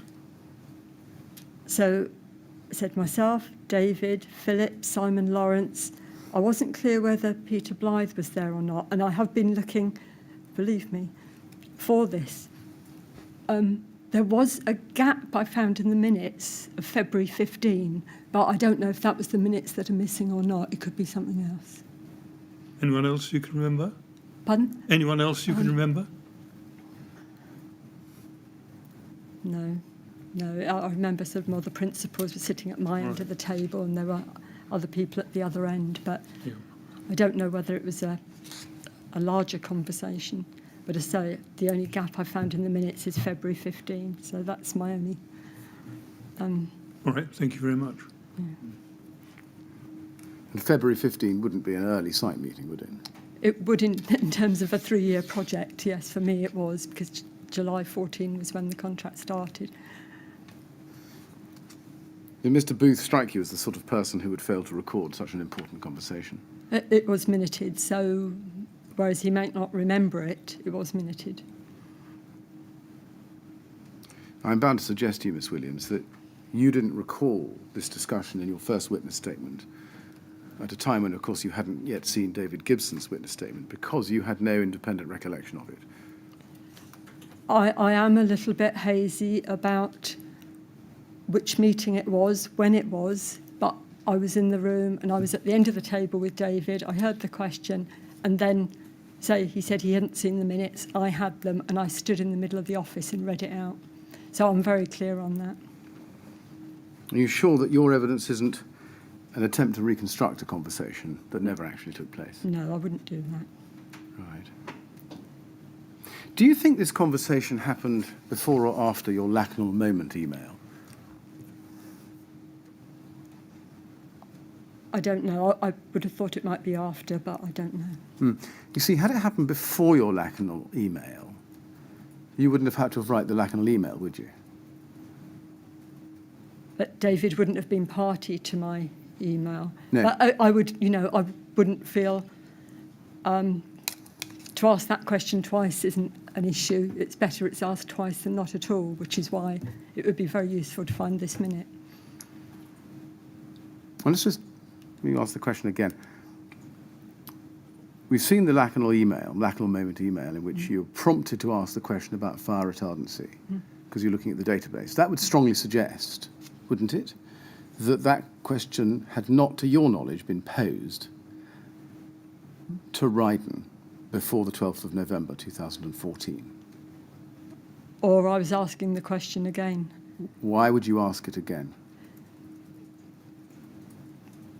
Just to keep the thought in one's mind. That doesn't make any sense, with great respect, Miss Williams. If you'd had a meeting and there'd been a minute of it, Yeah. where this clear assurance had been given by Simon Lawrence of Ryden Yeah. that the cladding was inert and wouldn't burn at all, you wouldn't have had a Lakanal moment, let alone sent an email that you did, first of all to Philip Booth and then to Simon Lawrence, surely. I might have done it, say, either as a second prompt. I might have forgotten the first one. The parties changed a lot over the course of the project. Bear in mind the Atelier team changed, the Ryden team changed. So it wouldn't be unusual to ask the same question again, either for belts and braces or to make sure that a new audience was aware.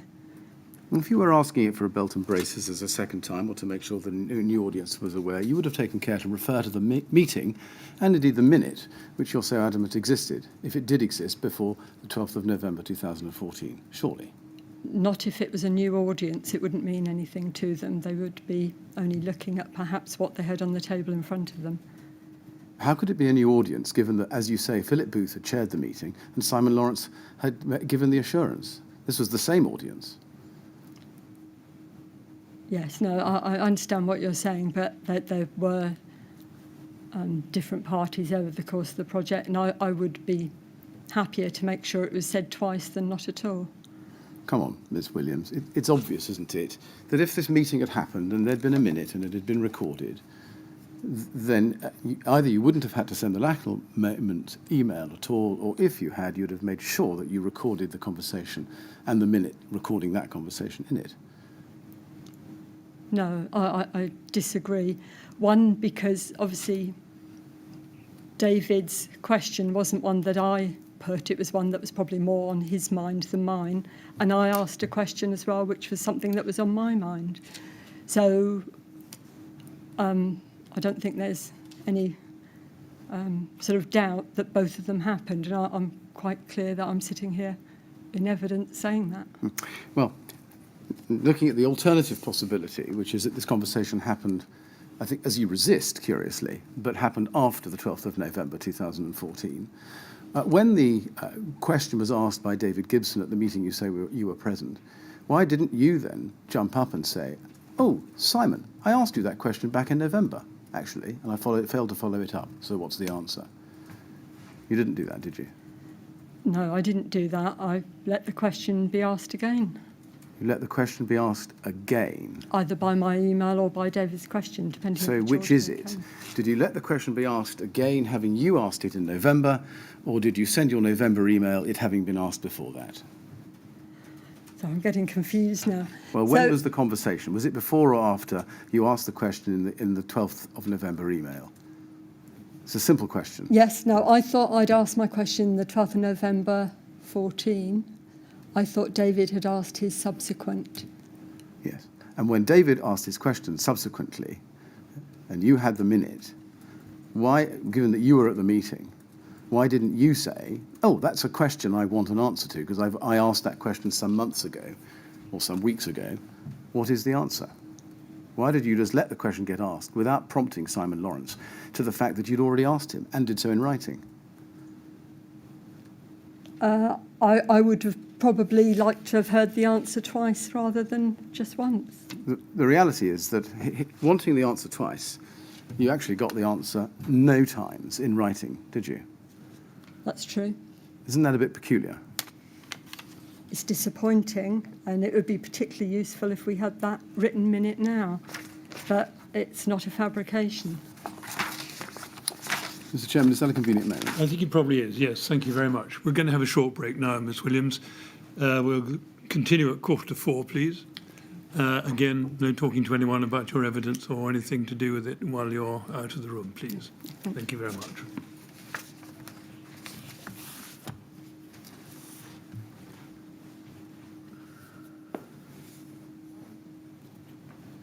Thank you. 3:45, please.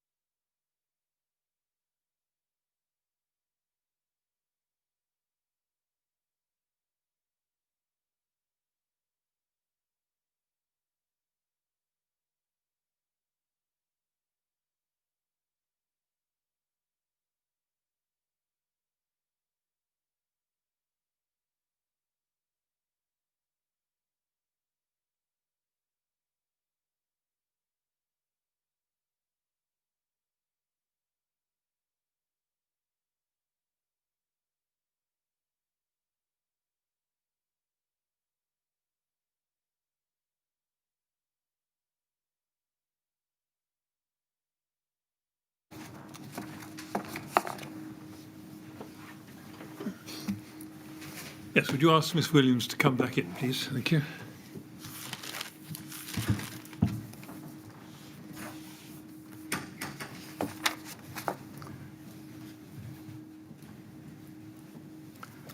Right, Miss Williams. All right to carry on? Yes, thank you. Good. Thank you. Yes, Mr. Mr. Chairman, thank you. Ms. Williams, I now want to turn to the topic of design issues or problems or questions during the build, once construction got underway. First, can I look at the question of design changes and the process? Can we begin with ART 408620? This is an email from you to Philip Booth in early December 2014. And you say, it's getting confusing how the Grenfell drawings are authorised. My assumption is that Max Fordham vet them first, which Matt is doing. I then get a final version to comment on, as this is a D&B contract. However, Ryden are referring me to the tender drawings, which are clearly not those that Matt has commented on previously. Can you please agree a workable process with all? Now, by this time, which is December 2014, as we can see from this, was it your understanding that there wasn't at that stage an agreed process for approving design? Oh, yeah, it's 412. I think we had tried something, but I don't think it was working. So I think this is trying to formalise something. What wasn't working? I think Ryden had just tried to give me information, and sometimes it just came on an email, which wasn't appropriate. What information did Ryden try and give you on email? I suspect that it would be, I would just be looking at the radiator layouts or something for the new flats. Is that an example of information which came on an email? Yes, it would be, rather than a formal sheet saying comment on this, comment by this date, to allow works to progress. So I see. So are you saying that you get specific information in dribs and drabs, Yeah. rather than part of a formalised approvals process? Yes. I see. Can we then go to ART 403197?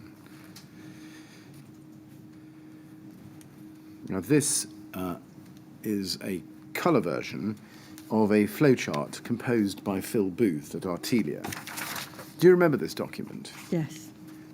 Did you understand it? I mean, I'm not suggesting that it's immediately obviously comprehensible, but did you understand it? Yes. Okay. Now, the explanation Phil Booth gave to us is that if there was a change to drawings, then you would simply follow the arrows. And the architectural change is indicated in the bottom right-hand arrow, the green one, and the process described there. And in the big arrow is the middle row of the flowchart, the steps that would be taken. Is that right? Yes. Yeah. Yeah. And does that tell us that if there is an architectural change, it would go to the TMO to review? I mean, in summary. Yes, that's what he's... Yes, I mean, it's a bit of a waterfall, but the basic message is if there's an architectural change, it would go to the TMO to review. Did you understand that the TMO was the point of review for architectural changes to the design? We had said we would deal with issues to certain areas. Architectural change is probably quite a big phrase, but I understand that we were going to be looking at things, and so it wouldn't strictly be approval, it would be a comment under the design and build regime. Right. Can we go to your 20th of January statement, please, TMO 008536997 at page 7, and look at paragraph 32. We've seen this before. And if you look at 4 lines up from the bottom of that paragraph, you say, a design and build contractor must then refer back to the design team in respect of any further changes. Can you say that you're sure that that actually happened? They They generally did, yes. They must have, if there was anything that had a contractual or financial impact, they would definitely have referred it back, yes. Right. So the design team would be who in your phraseology? Let me just understand at what stage this is. So this is once the design and build contract is in place. At least I'm working that out from what you say earlier on in paragraph 32.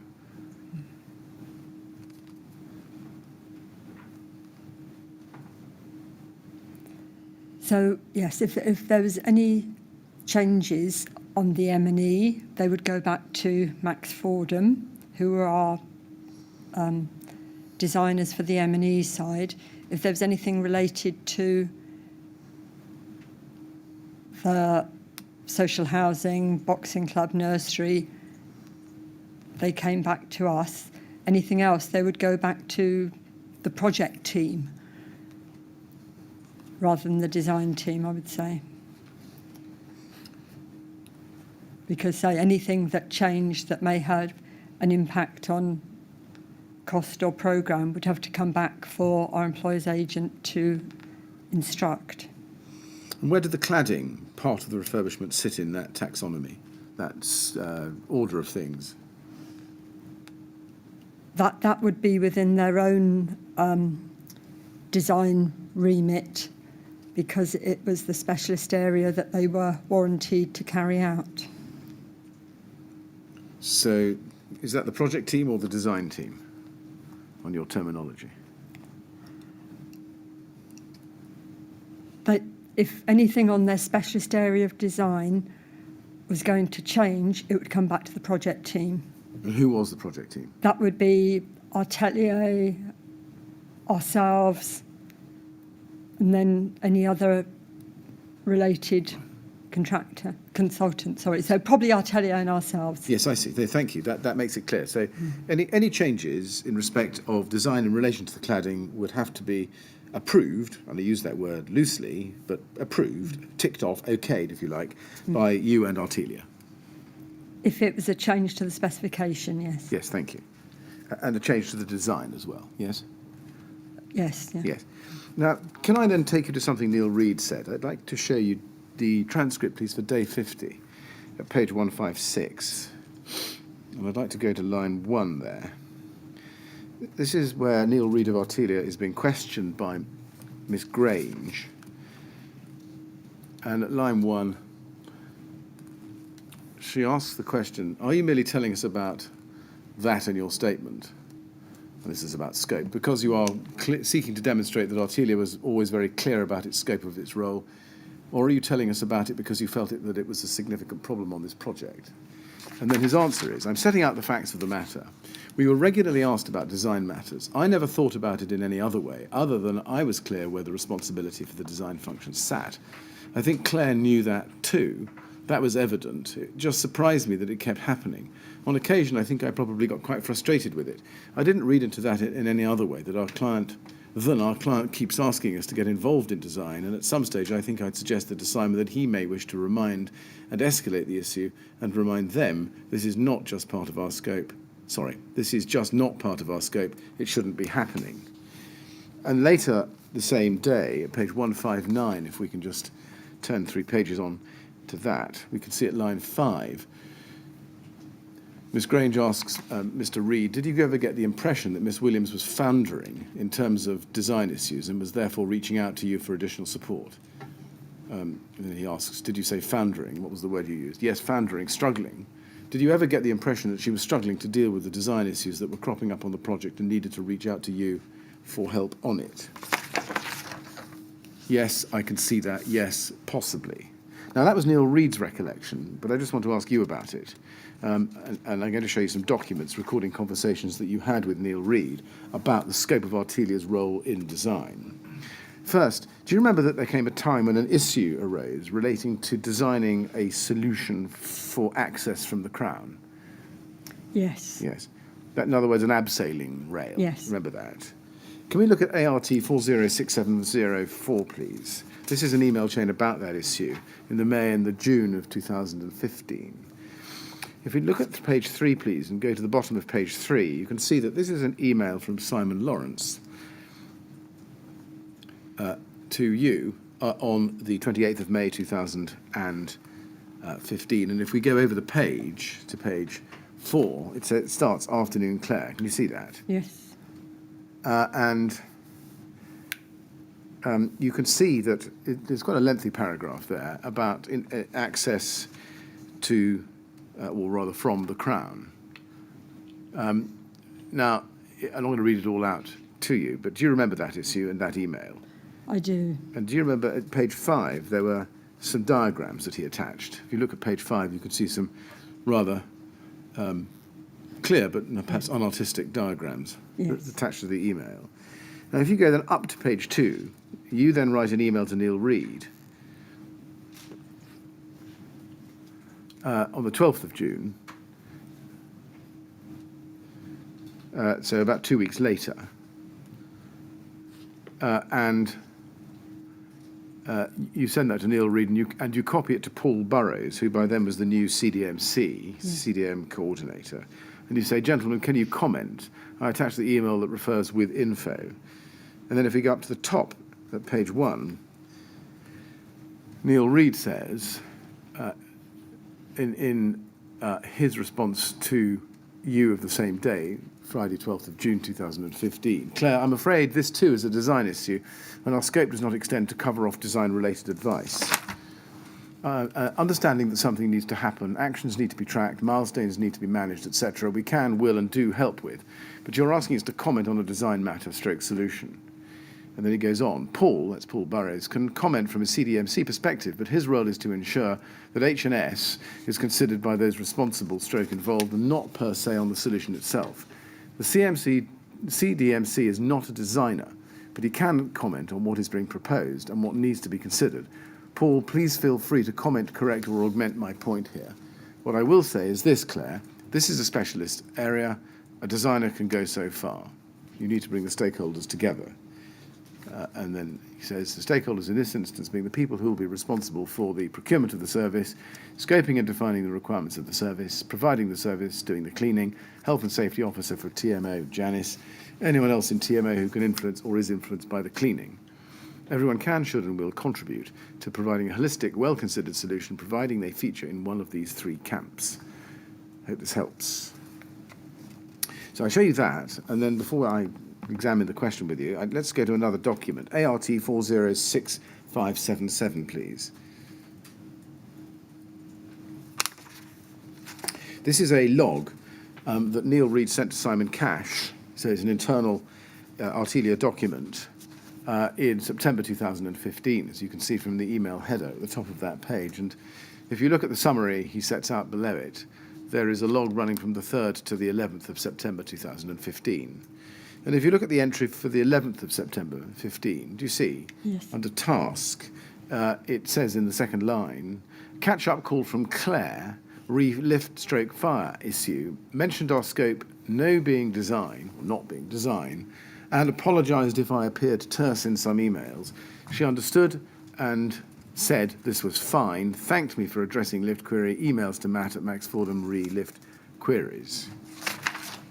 Just pausing there, do you recall this phone call, this discussion with Neil Reid on that date?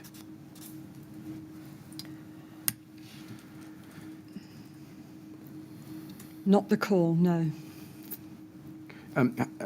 Sitting here now, have you any reason to think that what Neil Reid recorded there is inaccurate to the best of your recollection? In relation to that call, to that specific issue, sorry. Yes.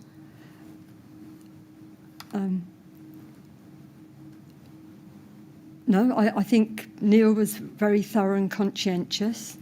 So no, I would say that was his brief comment on the resume of the conversation. The third document I want us to look at together is ART 406682, please. This is a chain of emails relating to the subject of letterboxes in October 2015. Do you remember the subject generally? Not letterboxes, no, I'm afraid. Right. Well, let's look at page 2. 6682, page 2. This is an email from you to Andrew Malcolm at Artelia. At the top of page 2, well, I'm so sorry, bottom of page 1 over to the top of page 2. Bottom of page 1, it's dated the 14th of October 2015 to Andrew Malcolm, copy to Neil Reed. And the subject is letterbox quotes. Can you see? Yes. Yes. And then if we look at the top of page 2, we can see your questions that you sent to him. Can I ask the obvious? Letterbox and rear cage, what is the spec, including dimensions?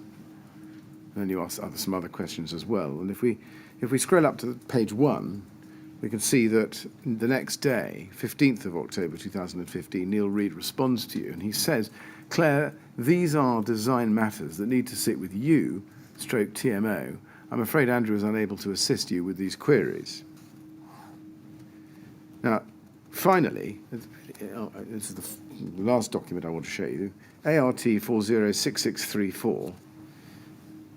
This is an email from Neil Reed to Matt Smith at Max Fordham on the 28th of January 2016, and we can see the issue this time is about sleeving through risers, and you can see the subject there, Grenfell absence of sleeving, and you're copied in on this email, as you can see from the third line of the copyees. You see that?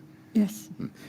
And by this stage, just to remind you, you are both client and principal designer, weren't you? Because this is now the winter of 2015-16. And in the second last paragraph, Neil Reed says, the resolution of this design stroke specification issue rests with Max Fordham, not Artelia, who are merely the employer's agent with no design responsibility on this contract. Now, I've shown you a whole load of documents just now. Having been shown those, do you accept that on more than one occasion, Mr. Reed categorically told you that Artelia did not have responsibility for design issues, each in the context of the particular questions which had arisen? I would, but I would tend to communicate with them, one, in case there was any programme impact or cost impact, but also to keep them on board as to what I was looking at. I think in the letterbox instance, it was not there appropriate, but the lift conversation was appropriate because there was additional work required, which had a cost implication. That would be a QS question, not a design question, wouldn't it? Exactly, but it would also have a programming implication. Indeed. Because there was additional work which would have a knock-on effect. See. So the letterboxes, I agree, that was something they shouldn't have been directed to them, but the lift issue was actually an issue of cost and programme, so that falls into a different category for me. To be clear, looking at these documents in the round, do you accept that you didn't think that Artelia was responsible for assisting you with design issues, per se? I didn't think they were responsible for assisting me with design issues unless there was an impact on the programme or the cost. But also it was important to keep communicating because you appreciate Neil and Andrew Malcolm were the second set of people on the project. And again, I was keeping them on board, not always in the right way, clearly, in terms of the letterboxes, but just trying to keep a continuity of conversation. Right. But where you were asking them for assistance on design issues, did you realise that you were asking them even though their scope didn't include design issues or design expertise? Generally, I would only refer design issues to them if there was an impact on cost or programme. I appreciate the letterbox instance you've shown me. I wouldn't have referred to them in hindsight, but the other issues I would still have referred to them because there was something they needed to be aware of that actually got instructed. But not as designer? Not as designer. No, thank you. Can I then turn to the question of the Clerk of Works? Now, can we start with your February 2019 statement, TMO 0364, and I'd like to go to page 7, paragraph 34. You say TMO also engaged John Rowan and partners as Clerk of Works to inspect the various works on site. This included inspection of workmanship and quality to ensure works were carried out as designed and to challenge Ryden where necessary if there were shortcomings. They also had a role to report on health and safety issues. This was an additional tier of inspection to ensure works were completed to a good standard to ensure the landlord's future maintenance risk was limited. Was the appointment of John Rowan as Clerk of Works a direct appointment to the TMO? Yes. I mean, the TMO wasn't obliged to appoint a Clerk of Works, was it? No. I mean, there was no regulatory requirement or contractual obligation. No. No. Now, you describe John Rowan here as an additional tier of inspection. You see that? Yes. Additional to what? Additional to that, carried out by Ryden themselves and their specialist contractors' inspections. Right. Was appointing a Clerk of Works a way of boosting TMO's presence as client on the site?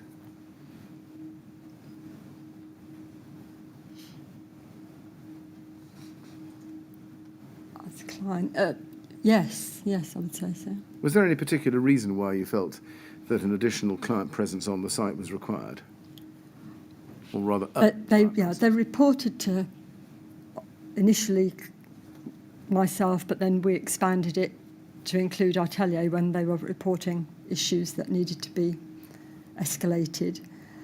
It was because the consultants, for example, Max Fordham, were not going to be there every day, and a lot of work was happening continuously, and it gave us that extra pair of eyes to see that the work was being carried out properly.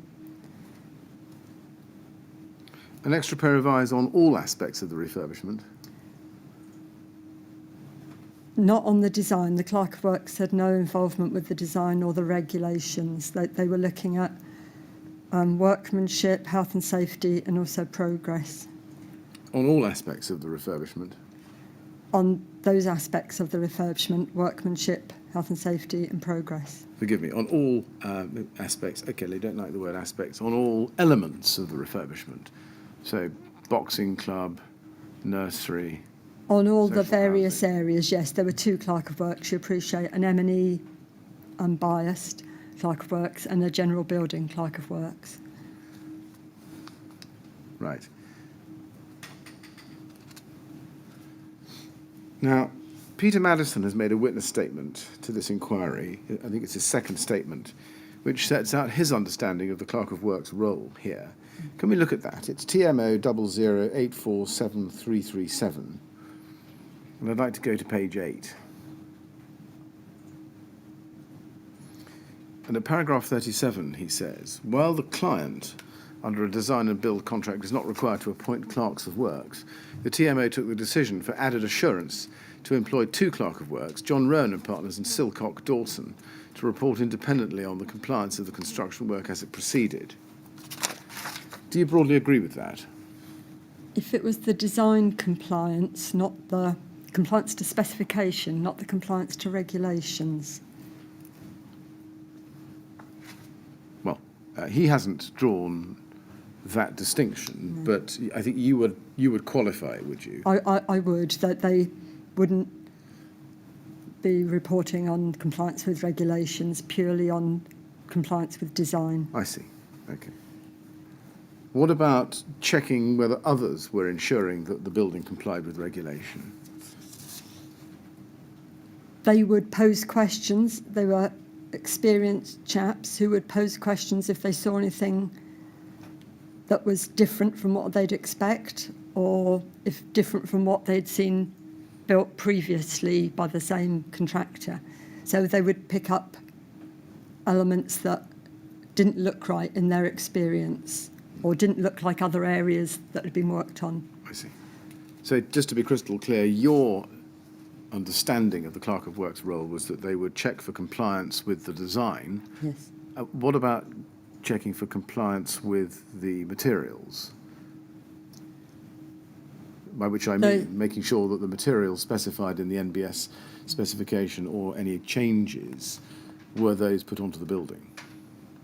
They were looking at workmanship, health and safety and progress. So they may ask the questions, but they wouldn't particularly, it was only in their experience if they spotted something that was conspicuously wrong or unlikely that they would ask. Otherwise, that they wouldn't know enough about the materials potentially. So would you expect the Clerk of Works to pick up the fact that a different form of insulation had been put on the building from the insulation specified in the NBS specification? I would expect them to pick up a difference, say if it went from blue to white, and ask the question, why was it blue now? Why is it white? Is it a different product? But I wouldn't expect them to do any more than just ask the questions of the specialists or the specialist contractors within Ryden's who were doing anything, whether it was the M&E or the cladding. When you said, when qualifying Peter Madison's evidence about compliance of the construction work, it's compliance with the design, did you expect the Clerk of Works to have the design in front of them, such as the drawings and the NBS specifications, so that they could check what was physically going onto the building against the design and the NBS specification? Is that what you expected them to do? No, Clerk of Works will never be encumbered by all that sort of paperwork. They will have access to it via the contractor's office, but I wouldn't expect them to have the whole bundle of paperwork. It would not be viable. That they are looking at what they're looking at using their experience, and if they need to, then go and talk to the contractor. What is that? Why is that there? Why is it different? But no, I wouldn't expect them to be carrying around the paperwork, but I'd expect them to have access to it. If their role was to check for compliance with design, if they didn't have the design in their hands or in their heads or on a tablet or somewhere, how could they check what was going on to the building against it? They would be able to go into the contractor's office to see the information there. But they would only do that if they thought there was some question that needed to be asked. Yes, I think that, to be honest, on this contract, the two of them worked a little bit differently. But the M&E chap was probably a little bit more hands-on in terms of his M&E stuff. But the general building side chap had a lot of different areas to cover, so he would have had to go into the office to pick it all up. So slightly different sort of working arrangements for both, depending on their role, really. Well, let's see how we go with this. Can we go to the oral evidence of Gurpal Verdi, please, which is day 43 of the transcript, page 18. He was a witness for John Roan Partners.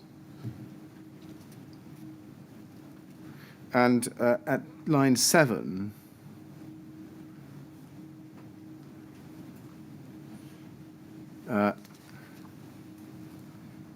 he says there, if I was a full-time clerk of works on a traditional contract, the risk is more with the client and the architect in terms of compliance.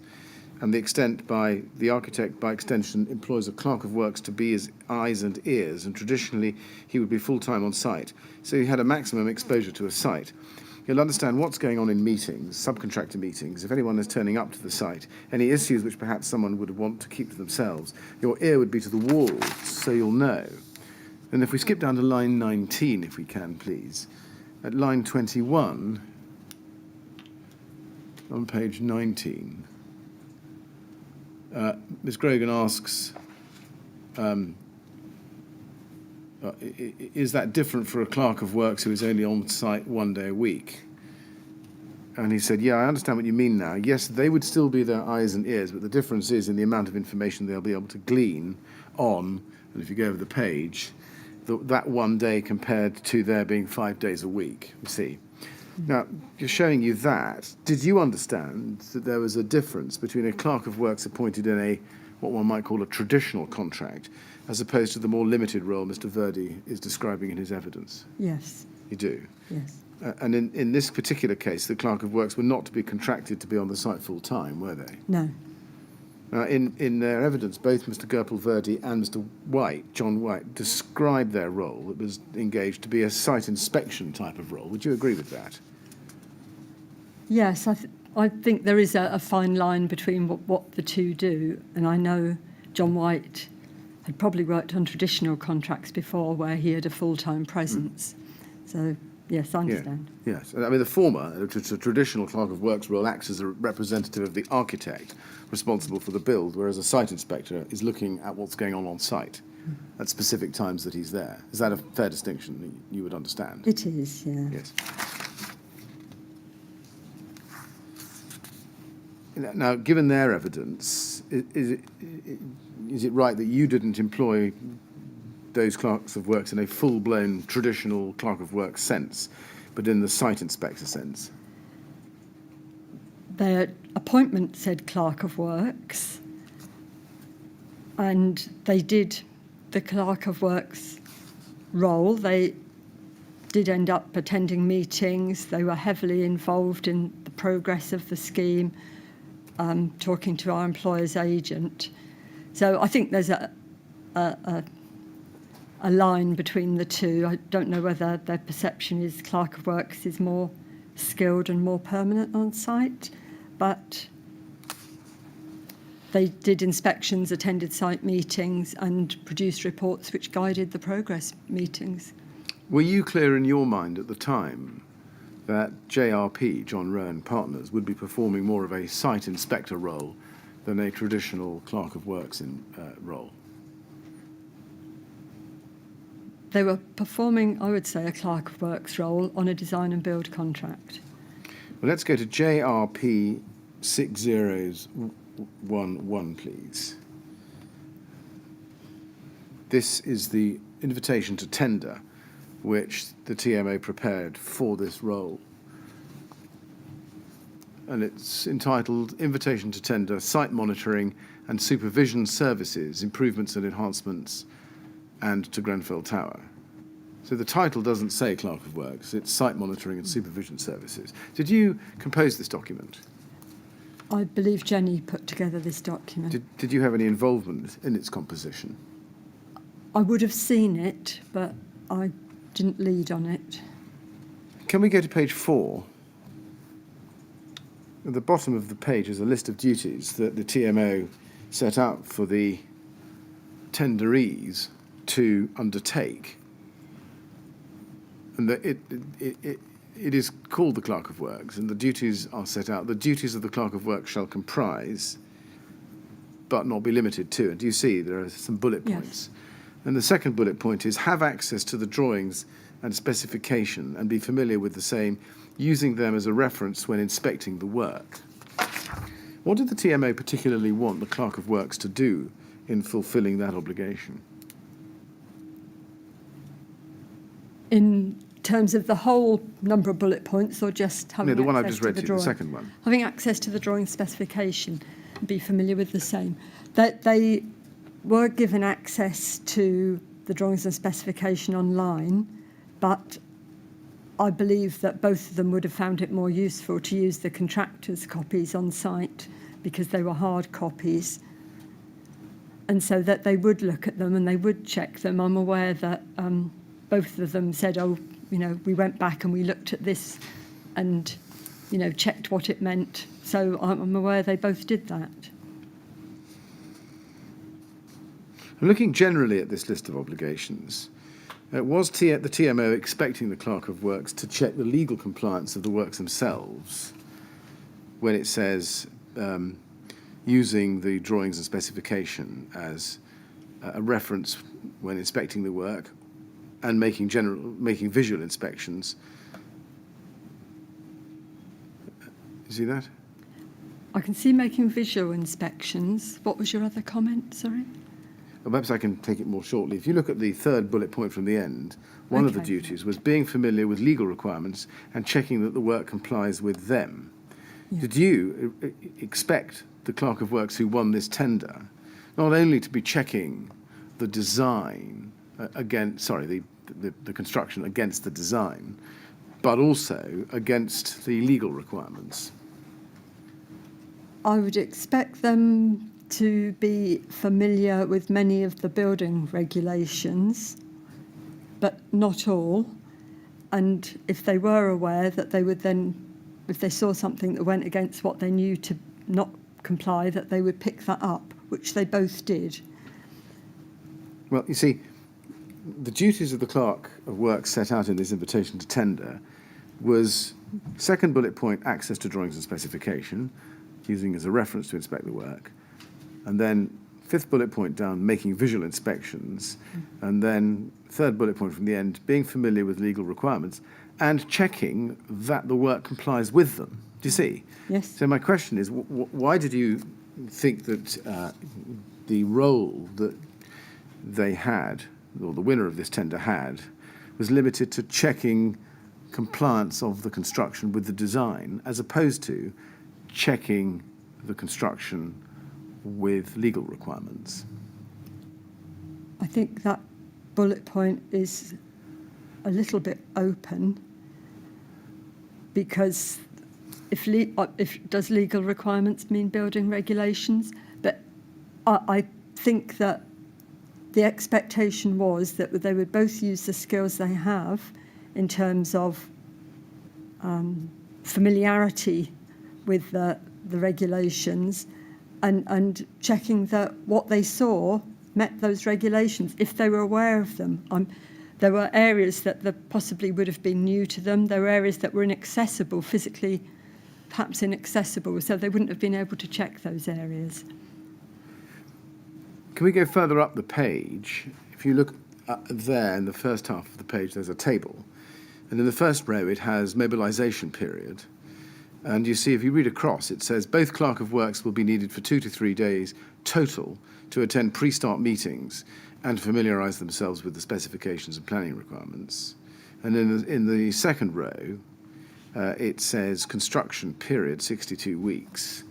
The current programme indicates that these roles will not be needed until August 2014 to be advised. And then on the right-hand side, it says, it is anticipated that the building Clerk of Works will be required of 1 day a week. This could be 7 hours split over, say, 2 days as appropriate. Throughout this period, and the mechanical Clerk of Works for 1 day a week. This could be 7 hours split over, say, 2 days as appropriate. To increase as necessary during any period where there is significant work underway in commissioning the new systems. Now, it's right from this, isn't it, that the Clerk of Works, or rather the person who ever won this tender, was never intended to be on site for extensive periods. That's right. They were just going to check in periodically, weren't they? Yes. Yes. And did you consider that by only having Clerk of Works on site 1 day a week, there would be a limit in what they could reasonably inspect and monitor? When we put this together, we thought that would be adequate, but what actually happened was that they did more days depending on the activities on site. For example, when the boilers were commissioned and when the individual flat heating systems were put in, the M&E chap was around for 2 or even 3 days. And the building Clerk of Works, again, we talked to Ryden about what there was for him to see, and we actually tailored their workloads around the activities on site. So they actually, both of them, at the hiatus of the project, were on site for more than 1 day a week. But just looking at the ITT for the moment, did you appreciate when this went out that there would be an element of chance as to what the Clerks of Works would get to see on their 1 or 2 days a week?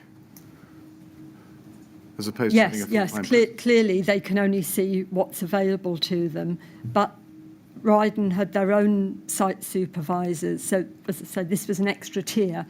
So Ryden had their own site supervisors. Their specialist designers had site supervisors. So this was, say, another layer to give the TMO some reassurance that there weren't going to be any problems in the future with any of the areas of build. Yes, but Ryden were not client side. No, The idea no. here was that the Clerk of Works would be. Yes, and as I say, that the Ryden side had its own supervisors, both their own internal supervisors, their site managers, and then their specialist works supervisors as well. So these were client side doing a similar job and just making sure that all was well. But only 1 day a week. I said that increased as the activity on site increased. Yeah, but So as you anticipated, it only 1 day a week.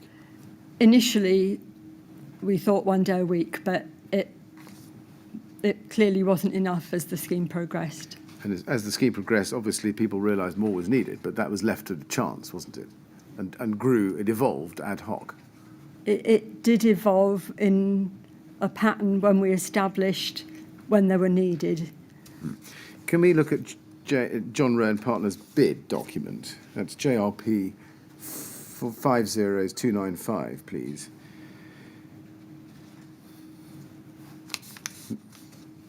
And here is a table on that page. I think we've got page 1 up on the screen. Can we go to page 25? This is the bid document dated April 2014. And you can see there is the form of tender. And if you look in the table at line 2,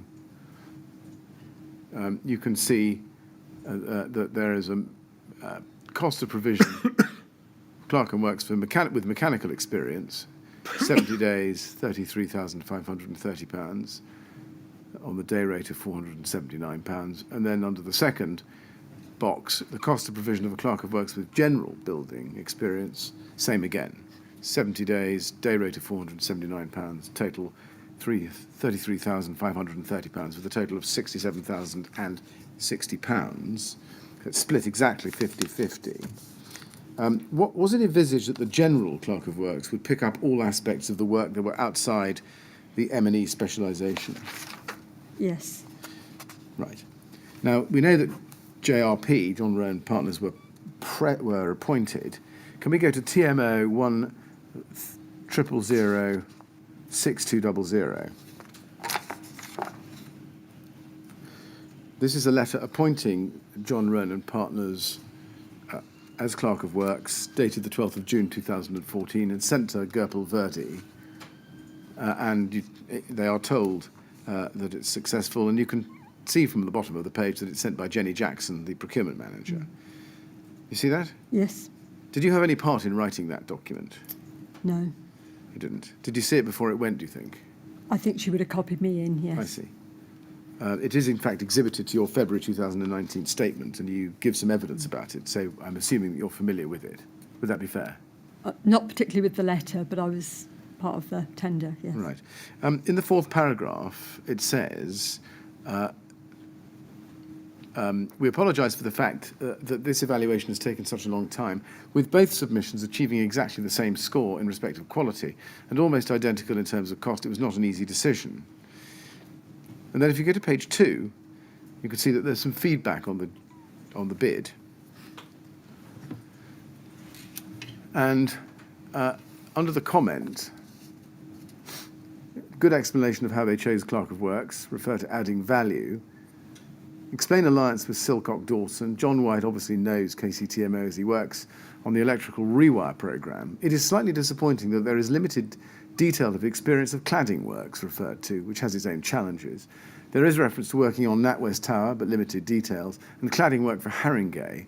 There's reference to external repairs to a block of flats for a private housing association, £80,000. Due to the value, this is probably not comparable. His experience is mainly kitchen and bathroom and electrical works. You see that? Yes. Did, sorry, before I go on to my question, at point 3,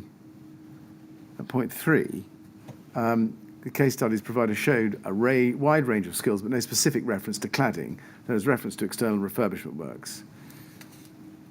Now, just showing you both of those elements of feedback, did the TMO try to get a Clerk of Works who had experience of overcladding projects? It was in the original invitation to tender that's what the project entailed. Yes. And we did ask specifically for people to expand on any experience they had with it so that we would know that they had done that work before. Right. But given the comments we see here, it looks as if on the assessment, these clerks of works who did win the tender fell rather short in respect of their experience of cladding projects. In section 2, it says obviously about the NatWest Tower and cladding work for Haringey. Yes. But as you say, it didn't give much detail. No. Did the other bidder have less or even less experience with cladding than John Roan? I can't remember, I'm afraid. Right. Because we've seen that they were almost identical. And my question is, when it came to cladding, did TMO think about the other bidder and their experience in relation to cladding particularly? Yeah, no, apologies. I don't remember enough about the other bidder. I remember who it was, but I don't remember the feedback, which would have helped me.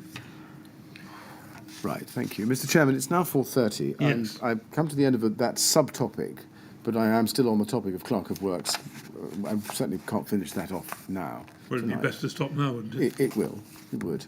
Yes. Thank you. But you're going to have further questions. I will have further questions for tomorrow morning. I don't think I'm going to take the entire morning with Miss Williams. It's possible, but it's unlikely. But allowing for the 30 minutes we need to sweep up Yes. questions, and perhaps other things which may emerge during the course of later today and tomorrow morning, it's wise, I think, to allow the full morning for her, and Yes. people should be guided accordingly if that's possible. All right, thank you very much. Well, Miss Williams, we're going to stop there for the day. As you've heard, I'm afraid we're going to have to ask you to come back again tomorrow morning for some more questions.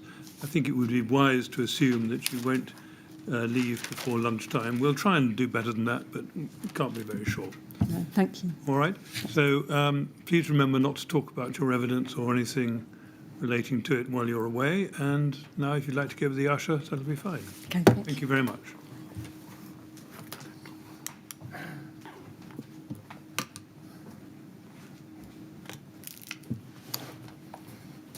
Thank you very much. 10 o'clock tomorrow, then. Thank you, Mr. Chairman. Thank you.